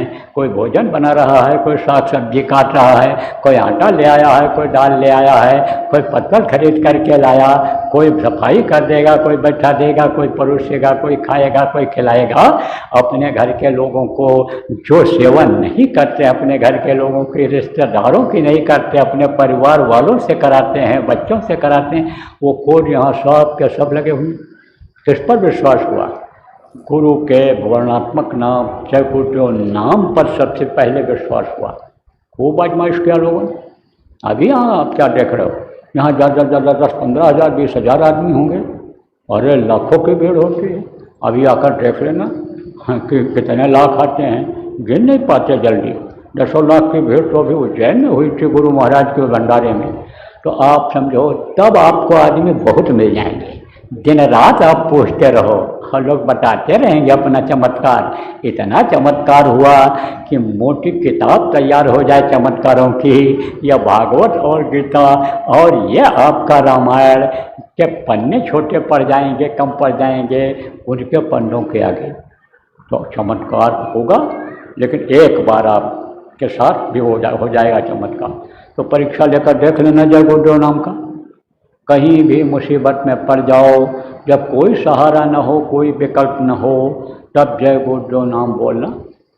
नहाने के लिए गए हो, डूबने लग जाओ, तिनके का भी सहारा न हो, लगाना आवाज़ जय गुरुदेव नाम का, जय गुरुदेव नाम की ध्वनि बोलना। देखना कोई न कोई विकल्प निकल आएगा। मधुमक्खियाँ छेदने लगी, जंगली जानवरों ने घेर लिया, छोटे कटों ने घेर लिया, कोई विकल्प नहीं है जान माल की रक्षा का, बोल करके देख लेना। कोई मर रहा हो, मरने वाले के कान में बोल दो, छटपटा रहा है, रो रहा है, चिल्ला रहा है, नाम धुनी बोल दो थोड़ी देर, देखो क्या कहता है आँख खोल करके, अब विश्वास कर लेना। अब आप तो कहोगे मुसीबत आएगी और तब हम परीक्षा लेंगे, तो हम तो भैया काहे को कहेंगे कि आपके ऊपर मुसीबत आवे। मुसीबत तो आवे ही नहीं, दूर से ही लौट जाए आपको देख करके कि यहाँ कुछ नहीं चलेगा। जैसे कोई समझो कि सिपाही आपको पकड़ने के लिए आवे और आपके पास एसपी DYSP बैठे हुए हों, तो सिपाही वहाँ आएगा, हिम्मत करेगा आपको पकड़ने के लिए? वो तो वहीं से लौट जाएगा। ऐसे ही आप ये समझो प्रेमियों कि इसी तरह शरणी समझो बचत होती है, रक्षा होती है। कैसे होगी? तकलीफ़ें आपकी कैसे दूर होंगी? जय गुरुदेव नाम की ध्वनि बोलने से होंगी। जय गुरुदेव नाम जब बराबर मुँह से बोलते रहोगे, निकलता रहेगा जय गुरुदेव नाम, तो आप ये समझो कि जा पर कृपा गुरु की होई, ता पर कृपा करें सब कोई। यानी समझो दयाल की धार जहाँ जुड़ी रहती है वहाँ काल कुछ नहीं कर सकता है। कहा गुरु राजी तो करता राजी, काल कर्म की चले न बाजी। वहाँ काल कर्म की कोई बाजी नहीं चलती है, नहीं परास्त कर सकता है जहाँ गुरु की दया रहती है। तो कहा कोट कोट मुंजतन कराही, अंत नाम मुख आवत नहीं। आखिरी वक्त पर कहीं भगवान का नाम याद आता है? अरे नहीं याद आता है। किसका नाम याद आता है? उन्हीं बच्चों का जिनको दिन भर पुकारते रहते हो, जिनको पुचकारते छुछाते रहते हो, जिनका जूता लात खाते रहते हो। अब कहोगे बाबा ये आपने क्या कह दिया? जूता लात हमको कौन मारेगा, किसकी हिम्मत है? लेकिन छोटे बच्चे रहते हैं, माँ उनको जूता मोजा सब पहना करके और दे देती है कि अब इनको तुम खिलाओ, ज़रा बहकाओ, घुमाओ और मैं और काम कर लूँ। और जब वो भूखे होते हैं और माँ के पास न पहुँचाओ तो दे घूसा, दे घूसा, दे जूता, दे लात मारते हैं मुँह पर कि नहीं? तो अब आप ये समझो प्रेमियों कि यानी समझो कि बचत हो जाए इन सब चीज़ों से, उसके लिए क्या करना रहेगा? किससे? यानी समझो यमराज के दूतों से। जय गुरुदेव नाम बोलोगे तो किनारे नहीं आएंगे, दूर से ही लौटेंगे कि यह तो जय गुरुदेव का प्यारा है। तो अब आप ये समझो कि नाम आखिरी वक्त पर याद नहीं आता है। किसको पुकारते हो? बच्चों को, बीवी को, बीवी पति को और दुनियादारों को पुकारोगे तो आखिरी वक्त पर मदद नहीं कर सकते, क्योंकि जो मारते फूटते हैं यमराज के रूप, वो इन आँखों से नहीं दिखाई पड़ते, वो 17 तत्वों के लिंग शरीर में होते हैं। तो वो कैसे उनसे आप बचत करोगे? अरे देखोगे ये इनको मार रहा है तब तो आप छुड़ाओगे, या देख ही नहीं पाओगे तो क्या छुड़ाओगे?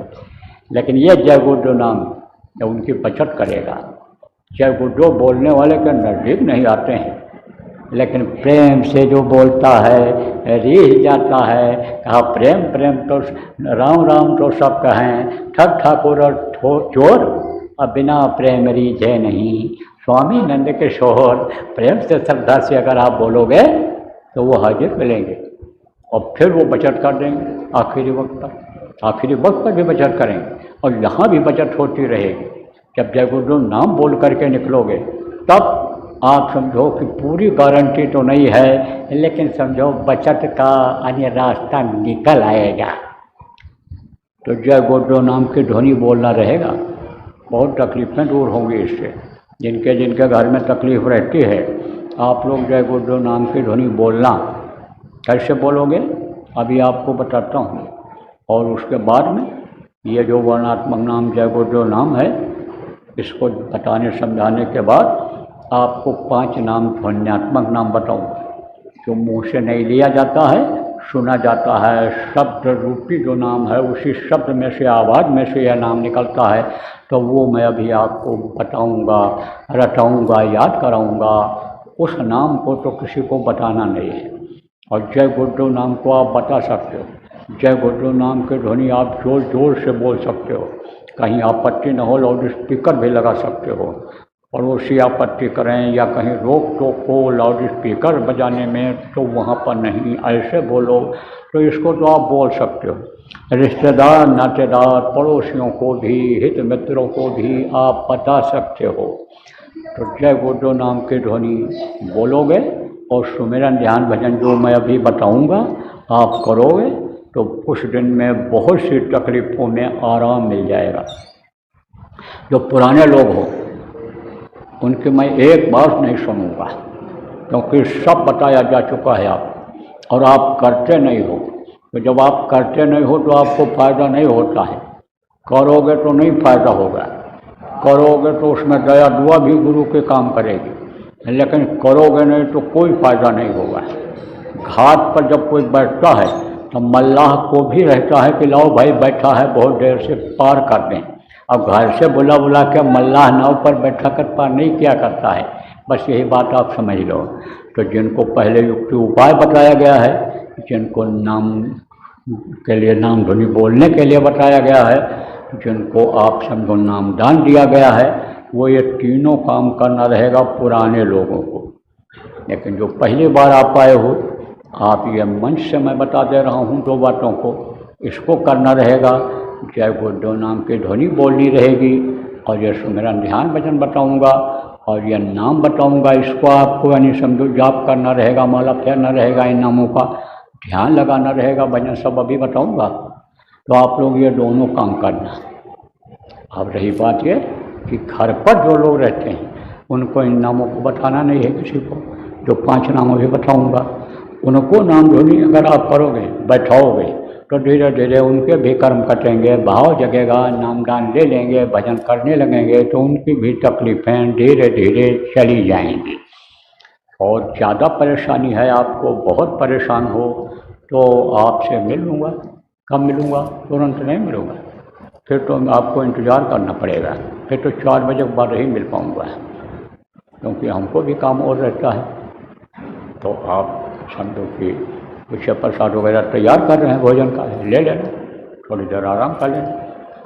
जिम्मेदारों की गोष्ठी वगैरह होगी और नामदान यहाँ समझाया भी जाएगा, ध्यान भजन समझाया जाएगा, तो उसको सब समझ लेंगे और फिर हम मिल लेंगे, आपकी बात सुन लेंगे। तकलीफ़ें धीरे धीरे जाएंगी, बट जो बताया जाएगा विश्वास के साथ करोगे तो उससे आराम मिल जाएगा। तो कुछ तकलीफ़ें तो ऐसी होती हैं कि उसी तरह की ज़्यादा लोगों की होती हैं, और हर आदमी यह कहना चाहता है अपनी बात, लेकिन जब बता दिया जाता है 2-4 लोगों को कि ऐसा ऐसा होगा, ऐसा है, ऐसा है, ऐसा है, नहीं है, तब विश्वास हो जाता है। तो विश्वास के साथ करोगे तो लाभ मिलेगा। तो अब आप ये समझो करें बच्चों और बच्चियों कि जय गुरुदेव नाम की ध्वनि बोलनी कैसे रहेगी। जय गुरुदेव, जय गुरुदेव, जय गुरुदेव, जय जय गुरुदेव।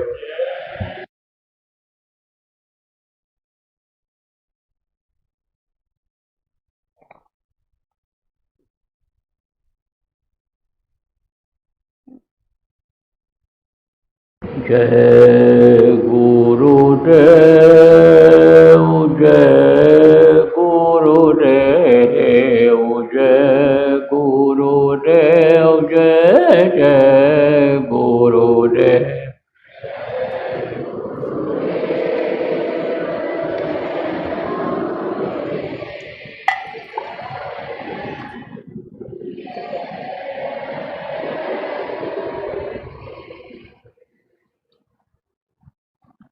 इसी तरह से जय गुरुदेव नाम की ध्वनि सुबह और शाम अपने घरों में बोलना रहेगा। अब अगर न बोल पाओ, न सीख पाओ, तो जगह जगह पर एक पुराने लोग जो हैं यह नाम ध्वनि शिविर लगाएंगे। इस समय अभियान चल रहा है, देश में ही नहीं विदेशों में भी चल रहा है।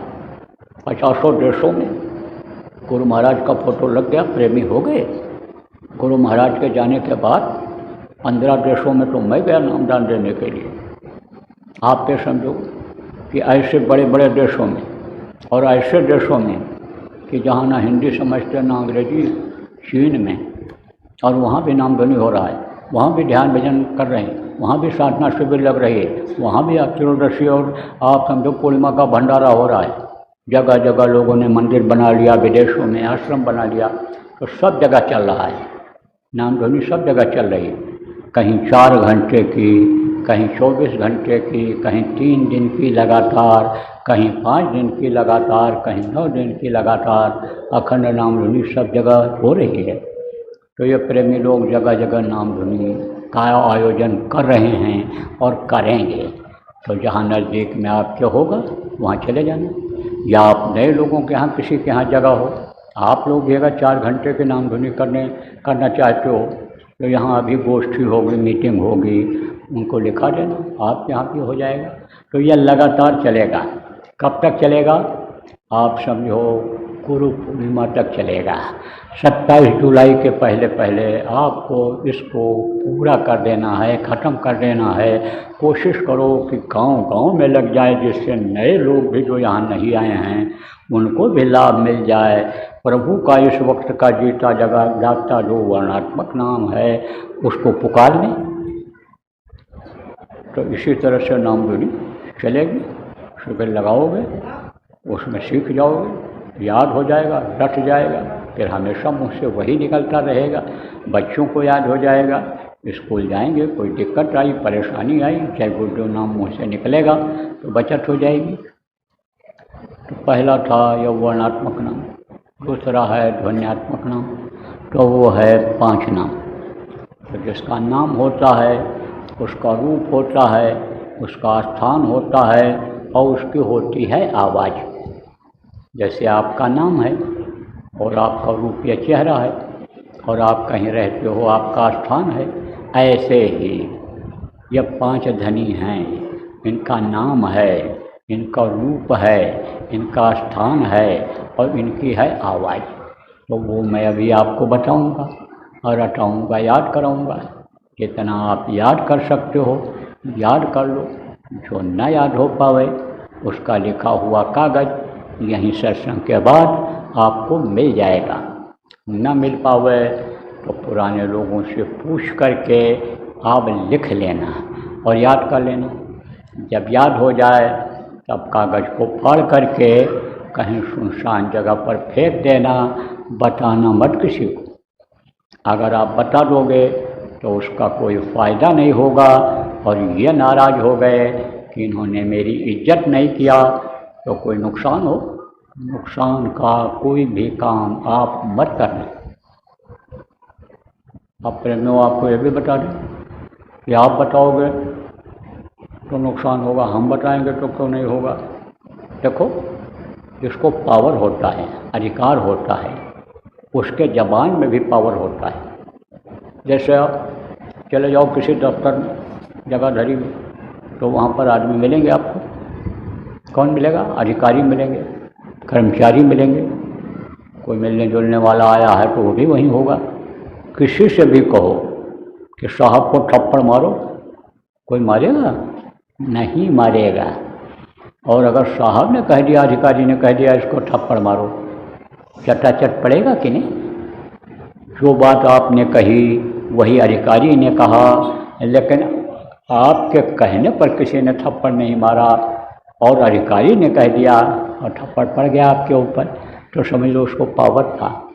आप किसी को भी मत बताना, लिख कर भी मत देना, रिकॉर्ड करके भी नए आदमी को मत सुनाना। परिवार में हित मित्र को किसी को भी नहीं बताना है। ये आपकी व्यक्तिगत चीज़ है। ये धन आपका, इससे जो कमाई होगी, पूंजी ये ऐसी है, इससे जो कमाई होगी उससे आपको व्यक्तिगत लाभ मिलेगा। कि जैसे आप खाते हो तो आपके मुंह में जाता है, दूसरा खाएगा आपके मुंह में, यानी पेट में नहीं जाएगा।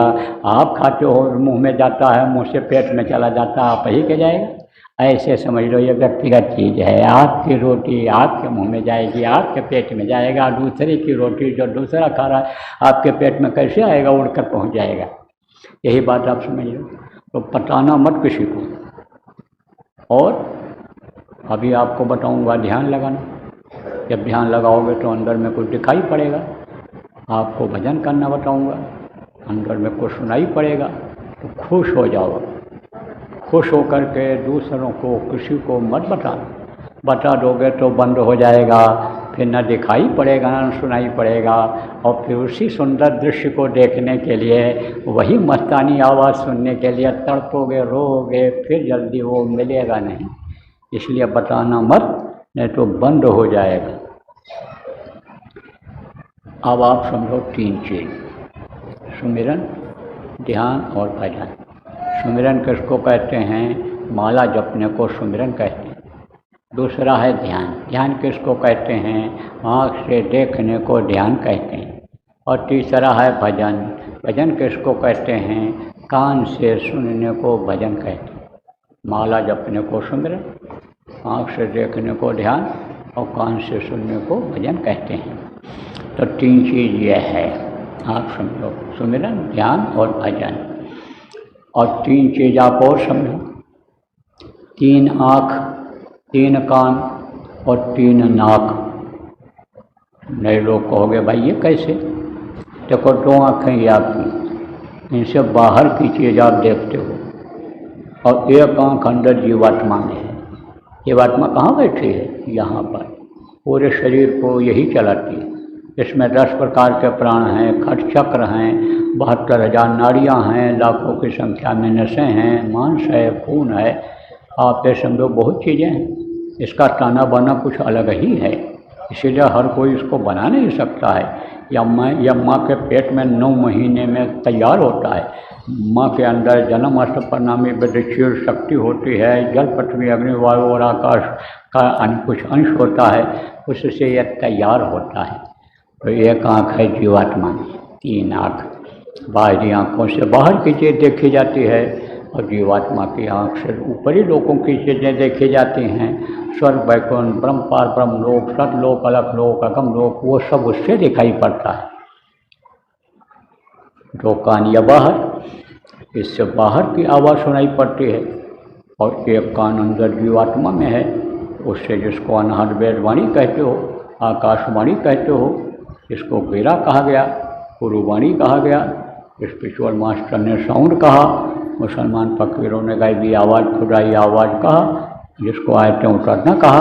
तो वो सुनाई पड़ता है, वो सुनाई पड़ता है किससे? जीवात्मा के कान से। और 3 नाक है, 2 सुराख है नाक में, एक इधर है और दूसरा इस तरफ। यह है नाक, इस शरीर का नाक है, इसका अहम काम है। अहम काम किसको कहते हैं? जो हर कोई न कर पावे वो अहम, और उस काम को कोई कर दे तो वो अहम होता है। तो यही शरीर को दोनों सुराख चलाता है।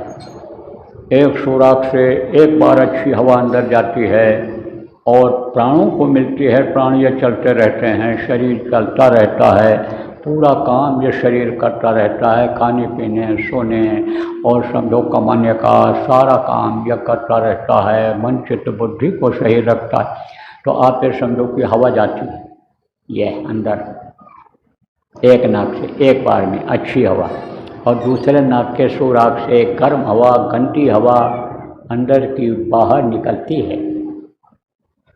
ये दोनों काम अपना करते रहते हैं। कोई भी काम आप करो ये बंद नहीं करते हैं, अपना श्वास से चलता रहता है। ये बदलते रहते हैं समय समय पर, कभी बाएं नाक से गर्म हवा निकलेगी, कभी दाहिने से निकलेगी, अपना काम करते रहते हैं। तो 3 आँख, 3 कान, 3 नाक, सुमिरन, ध्यान, भजन, 3 चीज़ें, 5 नाम, 5 रूप, 5 स्थान, 5 क्रिया। यह मैंने आपको बताया। अब आपको दूंगा नामदान, लेकिन नामदान देने से पहले आपसे कुछ वादा कराऊँ। क्या वादा करना रहेगा? कि भाई हम किसी जीव को सताएंगे नहीं, मारेंगे काटेंगे नहीं, और कटा हुआ जीव, सताया हुआ, हिंसा हत्या किया हुआ मांस नहीं खाएंगे। पाप लगता है। जो जानवरों को मारता है, काटता है, लाता है, पकाता है, खाता है, खिलाता है, सबको बराबर पाप लगता है। इसलिए बच्चियों, घर में अब नहीं आना चाहिए, मांस पकना नहीं चाहिए। मछली में भी जान होती है, तालाब की सफाई के लिए बनाई गई है। जब मर जाती है, ऊपर तैरती है तो गिद्ध और कौवा खाते हैं। मनुष्य का भोजन नहीं है, गंदी होती है। तालाब में कोई भी गंदी चीज़ आप डाल दो तो मछली उसको खा जाती है। अंडा क्या है? ये माताएं मासिक धर्म होती हैं, खराब खून इकट्ठा हो जाता है, बच्चा बन जाता है। मुर्गियों का खराब खून, उनके लैट्रिन पेशाब का खराब हिस्सा जब इकट्ठा हो जाता है तो वही अंडा बन जाता है। कितना गर्म है। ये बच्चे नौजवान बॉडी बनाने के लिए अंडा खाते हैं, दिन में खाते हैं, रात को किसी न किसी सुराख से निकल जाता है और दुबले होते चले जा रहे हैं। और आपके इधर हरियाणा पंजाब में ओ नौजवानी खत्म होती जा रही है, जवानी में ही बुढ़ापा आ गई, हवा तेज चल जाए तो भी उड़ जाएं। और सोचो जो नशे में हमेशा पड़ा रहेगा वो क्या कर पाएगा? घर की रखवाली, बच्चों की रखवाली, अपने जेब की मोबाइल की रखवाली क्या कर पाएगा? क्या देश का काम करेगा, समाज का, क्या जाति बिरादरी का काम करेगा, क्या यानी समझो लड़ाई में समझो कि रुक पाएगा, टिक पाएगा? आप ये नहीं समझ रहे कि कुछ देश वाले आप समझो कि अपने बर्बादी का कारण बना रहे हैं, तो वो यही सोच रहे हैं कि भारत के नौजवान बेकार हो जाएं, कोई काम के लायक न रह जाएं, फौज में लड़ाई के लायक न रह जाएं, यानी समझो इंजीनियर डॉक्टर बनने लायक न रह जाएं, सब नशे में मस्त हो जाएं, तो वो समझो कि नशेड़ी बना रहे हैं। अब नौजवान इस चीज़ को समझ नहीं पाते। और आप जो गार्जियन हो, माता पिता हो, ध्यान नहीं रखते हो, बच्चा घर से निकला, कहाँ गया, क्या कर रहा है, पढ़ लिख लिया, नौकरी काम में नहीं लगा पाते हो, खाली बैठा है, पैसे की कमाई की इच्छा हुई, कोई मिल गया, कहा अरे ज़िंदगी भर नहीं कमा पाओगे, चलो मैं तुमको 10 दिन में कमा दूंगा, ये काम करने लग जाओ, एक का यानी एक लगाओ 90 गुना पाओ, 100 गुना 100% गुना होकर लौटा लाओ, तो समझो उसी में फंस जाते हैं बेचारे। अब आदत बन गई, जब अब आदत के गुलाम हो गए, अब वो आदत जल्दी छूटती नहीं है, तो कुल मिला करके देश की हालत खराब होती जा रही है। हालांकि भारत देश का कोई कुछ कर नहीं सकता है, लेकिन समझो नुकसान तो कर ही सकता है। यह युवा पीढ़ी की बर्बादी ये कम नुकसान है, इसलिए थोड़ा ध्यान देने की ज़रूरत है। देखो जब खान पान खराब हो जाता है, चरित्र भी गिर जाता है आदमी का, इसलिए इससे दूर रहना, आप लोग बच्चों को भी दूर रखना। तो कुल मिला करके हमारी आपसे यही अर्जी है, यही प्रार्थना है कि हाथ जोड़ कर विनय हमारी, तजो नशा बनो शाकाहारी, छोड़ो व्यभिचार बनो ब्रह्मचारी, सतयुग लाने की करो तैयारी। सब लोग शाकाहारी रहना, नशा मुक्त रहना। आपको बताता हूँ, ऐसा नशा चढ़ेगा कि दिन रात मगन रहोगे। जैसा मीरा मगन रहती थी, नाचने लगती, पग घुंघरू बांधे मीरा नाच, ऐसी मस्ती आती है। किससे आती है मस्ती? गुरु ने मोहिदीनी अजब जड़ी को क्या कहा उन्होंने? अरे आप समझो कि गुरु ने क्या दिया उनको? नाम दिया, नाम की बख्शिश दी, नाम दौलत उन्होंने दिया, नाम रसायन पीजिए यह अवसर यह गाँव, रसायन उनको नाम रूपी रसायन दिया। तब आप पे समझो वस्तु अमोलक दी, मेरे सतगुरु कृपा करिए अपनायो। गुरु के लिए कहा उन्होंने, कृपा करके उन्होंने अपना लिया, नाम दे दिया। तो नाम को जब याद करने लगी, तब उसने प्रभु का दर्शन अंतर में किया। तब बोली घट घट मेरा साइया, सोनी सेज न कोई, बलिहारी हुआ घट का, जा घट पर घट। तो आपको वो नशा चढ़ेगा कि जीवन भर नहीं उतरेगा। जब भांग भपूरी सुरापान उछल जाए प्रभात, और नाम कुम्हारी नानका चढ़ी रहे दिन रात। भांग कोई पी ले, गांजा पी ले, शराब पी ले तो सुबह उतर जाएगा, रात को पीता उतर जाता सुबह, लेकिन नाम कुमारी नानका चढ़ी रहे दिन रात। ऐसा नशा चढ़ेगा कि उसी में लगे रहोगे दिन रात, तो वही नहीं भूलोगे। तो आपको देता हूँ नामदान, शराब मत पीना और नशे वाली चीज़ का सेवन मत करना जिसमें तेज नशा हो, और मांस मत खाना, मछली मत खाना, अंडा मत खाना। बाकी आपको छूट है, आपके घर में है, अच्छा खाओ, अच्छा पहनो, अच्छे घर में रहो, अच्छे समाज में रहो, आपको पूरी छूट है। देता हूँ नामदान, बैठो, मारो पालतू। इसी तरह से भजन आपको रोज़ करना रहेगा, गैप नहीं होना चाहिए, नागा नहीं होना चाहिए। चाहे सुमिरन हो, चाहे ध्यान हो, चाहे भजन हो, इसका झाड़ू बराबर लगाते रहना चाहिए अंदर में। बच्चियों, घर में झाड़ू लगाती हो, किस लिए लगाती हो? कि कूड़ा गंदगी इकट्ठा न हो जाए, कि जिससे बीमारी फैल जाए, तकलीफ बढ़ जाए। ऐसे ही जान अनजान में कर्म बन जाते हैं। स्वभाव आपका बन गया कर्म बनाने में, तो खराब कर्म आ जाते हैं। उसका झाड़ू अगर रोज़ रोज़ लगता रहेगा तो आप तो उससे फ़ायदा दिखने लगेगा। आपका मन जो इधर उधर भटकता है उसमें थोड़ी रुकावट आने लग जाएगी, और लगातार जब आप समय दे करके करोगे तब आपकी तरक्की गुरु की दया से आगे होने लग जाएगी। समय देकर मतलब क्या, जैसे यहाँ कम समय था तो 5 ही मिनट बैठाया, 7 मिनट आपको बैठाया, घर पर देर तक करना रहेगा, समय निकालना रहेगा। तो देखो समय सबके पास रहता है। जहाँ ज़्यादा देर तक सोते हो, 8 घंटा सोते हो, 6 घंटा 5 घंटा सो लोगे, बहुत है जवान आदमी के लिए। बुढ़े को थोड़ी नींद ज़्यादा चाहिए, बाकी तो ये समझो कम सो रहे हैं तो भी काम चल जाएगा। हम तो 3 साढ़े 3 घंटा गुरु महाराज के पास जब रहते थे सो लेते थे, उसी में हमको आराम मिल जाता था। 24 घंटे की ड्यूटी रहती थी। 40 साल रखा गुरु महाराज, खूब तपाया एक तरह से, खूब एक रंग से, यानी समझो जैसे सोना तपाया जाता है तो निखार आता है, ऐसे ही हर तरह से, यानी समझो क्या बताऊँ आपको किन किन परिस्थितियों में रहना पड़ा गुरु महाराज के पास। तो आप ये समझो कि सुबह जल्दी उठ जाना और उठ करके हाथ मुँह धो लेना कि जैसे आलस्य दूर हो जाए, और फिर कपड़ा कोई डाल लेना, ठंडी हो कंबल डाल लो, रजाई डाल लो, गर्मी हो कोई पतला कपड़ा ऊपर से डाल लो, और आँख बंद कर लो, मुँह बंद कर लो, और कान में उंगली लगाओ और सुनने की कोशिश करो।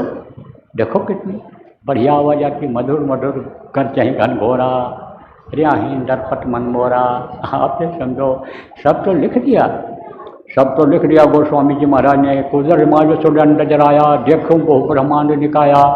जब मैंने अपने मन को इधर से मोड़ा, आत्मा का यानी जो झुकाव है इधर, जो धार है इधर से हटाया, शरीर की तरफ से हटाया, उधर की तरफ लगाया, तब देखा कोटि चतुरानंद गौरीशा, यानी करोड़ों, यानी ब्रह्मा, करोड़ों विष्णु, करोड़ों पार्वती, करोड़ों लोगों को मैंने देखा।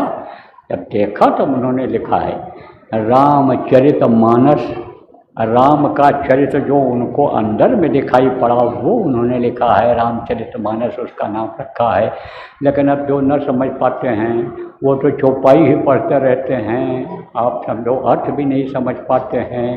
गुरु ग्रंथ में क्या लिखा हुआ है वो तो कहते पाठ करने से ही मुक्ति मिल जाएगी। तभी तो कबीर साहब ने कहा, पोथी पढ़ पढ़ जगमुआ पंडित भयान कोई, 2.5 अक्षर प्रेम से पढ़े सो पंडित हो। तो 2.5 अक्षर ये शब्द है, इसको आपको पकड़ना है, शब्द को पकड़ना है, आँख कान बंद करके मुंह बंद करके इसको उसको पकड़ना है। तो बराबर आप लोग भजन ध्यान सुमिरन प्रेमियों करते रहना और आते जाते रहना, सत्संग बराबर सुनते रहना। सत्संग जल जब कोई पावे, मैलाई सब कट कट जावे। सत्संग अगर सुनते रहोगे तो सफाई होती रहेगी अंदर की, इसलिए बराबर आते जाते रहना और बराबर प्रेम बनाए रखना। हम तो याद करते ही रहेंगे आपको, आप भी याद कर लिया करना। तो अब होगा कार्यक्रम का समापन। एक प्रार्थना मैं बोलूँगा और उसको आप लोग दोहराइएगा, फिर यह कार्यक्रम संपन्न हो जाएगा। और जब कार्यक्रम संपन्न हो जाएगा तो पुराने लोग जो नामदानी पुराने हैं उनसे तो मैं बाहर इधर मिल लूँगा। तो मिलना चाहोगे आप लाइन से खड़े हो जाना और गाड़ी से मैं आऊँगा। पीछे का दरवाज़ा है, यह दरवाज़ा है, जिसको जिधर से रास्ता मिलेगा घूम करके खड़े हो जाना बारी बारी। जब तक खड़े मिलोगे मैं मिल लूँगा आपको, अगर मिले नहीं जाऊँगा आपसे। जल्दबाजी मत करना, दौड़ना मत, दो तरफ से लाइन लग जाएगी, मैं मिल लूँगा। और जो नए लोग हो आप यहाँ पर बैठ करके जहाँ बैठो हो चाहो यहीं बैठ जाना या इधर बैठ जाना, समझ लेना आप। ये लोग आपको समझाएंगे और नामदान का पर्चा देंगे और सुमिरन भी समझाएंगे, ध्यान भी समझाएंगे, भजन भी समझाएंगे। उनको आप अपना नाम पता लिखा देना और उनका ले लेना। और यहाँ कार्यालय बनाए हैं लोग, कार्यालय का पता ले लेना, वहाँ भी कोई न कोई मिलेगा आपको, वहाँ चले जाया करना, वो आपको समझा देंगे। साप्ताहिक सत्संग भी ये करते होंगे, हफ्ते में 1 दिन इकट्ठा होते होंगे इतवार को, उसमें आप चले जाना। त्रयोदशी पूर्णिमा को भंडारा भी यहाँ होता है, उसमें जा सकते हो। नाम धुनी जगह जगह होगी, वहाँ जा कर के समझ लें। तो आपके लिए तो बहुत मौका है। जहाँ प्रेमी पुराने हैं वहाँ तो नए लोगों के लिए बहुत मौका है। और फिर उसके बाद आप अपनी मीटिंग कर लो, गोष्ठी कर लो, जितने भी लोग आए हो जिम्मेदार लोग, सब एक जगह बैठ करके आगे की योजना बना लो, करना क्या है। क्योंकि गुरु पूर्णिमा भी आ रही है, बहुत लोगों को नामदान ये हो रहा है, तो ये मेहनत बेकार न चली जाए। इनके समझ में आ जाए, नो समझ में जो आया हो अभी उसको समझा दो, करा दो, ये बहुत बड़ा पुण्य का काम है। और रोटी खिलाना, पानी पिलाना जैसे कहते हो पुण्य का काम है, ऐसे जीवात्मा को खुराक दिला देना, शब्द का आहार दिला देना, यह सबसे ज़्यादा पुण्य का काम है। यह बंधन से मुक्त करा देगा। और नहीं तो कोई जेल में बंद हो जाए, उसको रोटी कपड़े का इंतजाम आप करा दो और छोड़ा न पाओ, तो फिर वो परोपकार उतना बड़ा नहीं माना जाएगा। लेकिन आपको पावर है, आप कोई पावर लगा ले जाओ, सबका ताला खुलवा दो, जेल से बाहर सब आ जाए, तो बहुत बड़ा परोपकार होगा। तो ये जो जीवात्मा बंद है 4 शरीर में, स्थूल शरीर, लिंग शरीर, सूक्ष्म शरीर, कारण शरीर, इसी में घूम घूम करके आ रही है, इससे मुक्त हो जाए तो इससे बड़ा पुण्य का काम और क्या होगा। तो उसके लिए सब योजना बना लो। अभी आपका कार्यक्रम आ रहा है, गुरु की पूजा में सबकी पूजा, और गुरु समान कोई देव न दूजा, गुरु की दया बरसेगी। कहाँ? गुरु पूर्णिमा में। वहीं अपने अपने गलती की माफ़ी मांगने का समय आ रहा है। दया दुआ की वर्षा होगी। कहाँ होगी? गुरु पूर्णिमा में होगी। गुरु की दया उस समय बरसती है। देखो, अभी आप खेत की सिंचाई करते हो, तो सिंचाई करते हो तो वो पानी कहाँ जाता है? ज़मीन में नीचे। और ज़मीन अगर आप समझो कि गर्म है, तपी हुई है, तो बहुत सा पानी तो उसी में चला जाता है। और पानी किसको मिलता है? जड़ को मिलता है। लेकिन जब बरसात होती है तब पत्ते पत्ते को पानी मिलता है, फल को मिलता है, फूल को मिलता है। ऐसे जब दया दुआ की बरसात होती है तब कोई भीगने से बचता नहीं है। तो उसकी तैयारी करो। आपको व्यवस्था वहाँ पहले से पहुँच करके करना पड़ेगा। जिम्मेदारों को डेरा राउटी लगवानी पड़ेगी, भंडारा चलाना पड़ेगा, सारा इंतजाम करना पड़ेगा। आप लोग करते ही हो, पहले से जानते ही हो, जो पुराने लोग हो उसकी योजना बना लो, वहाँ पहुँच जाओ, उन लोगों से पूछो भाई कैसे कब पहुँचना है, क्या करना है। तो काम तो है।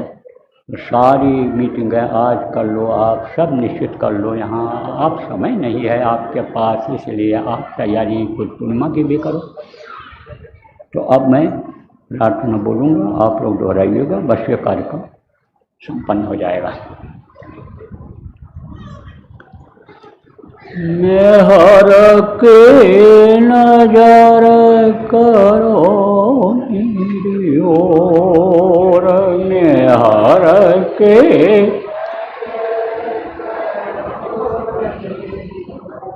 दया के नजर करो मेरी ओर, दया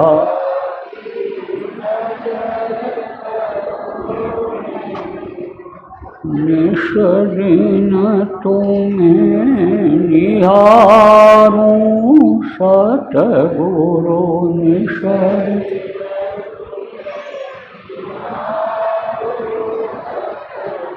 जैसे चंद्र चकोर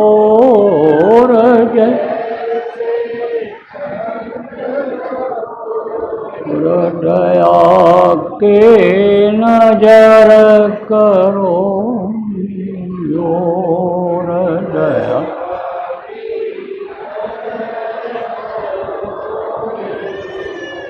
जानू न कौन बोला हुई तन से जान,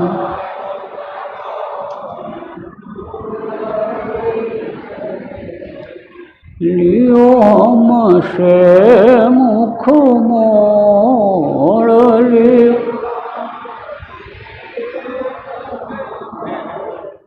दया के नजर करो योर, दया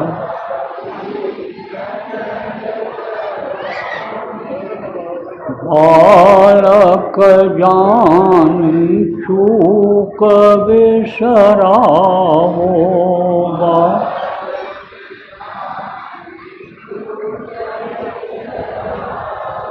आया शरण अब मैं तोरा,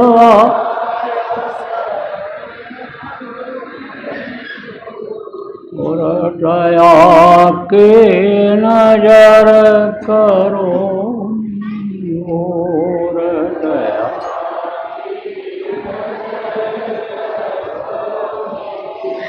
सदा दयालु स्वभाव तुम्हारा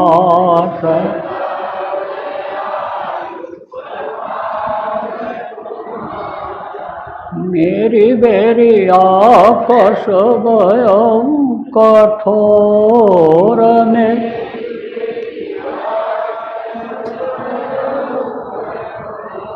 दया के नजर करो मेरी ओर दया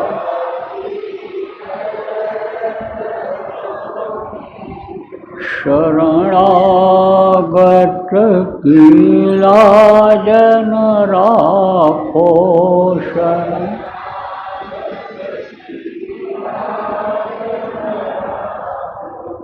मोसो पतित अब जाए कहीं और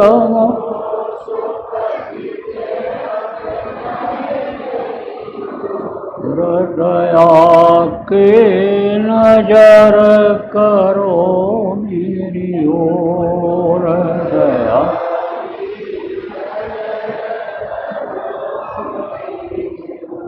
अब की बार उबार ले वजो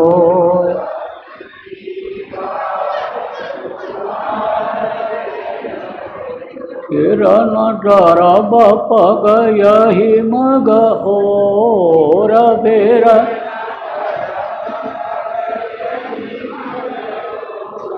दया की नजर करो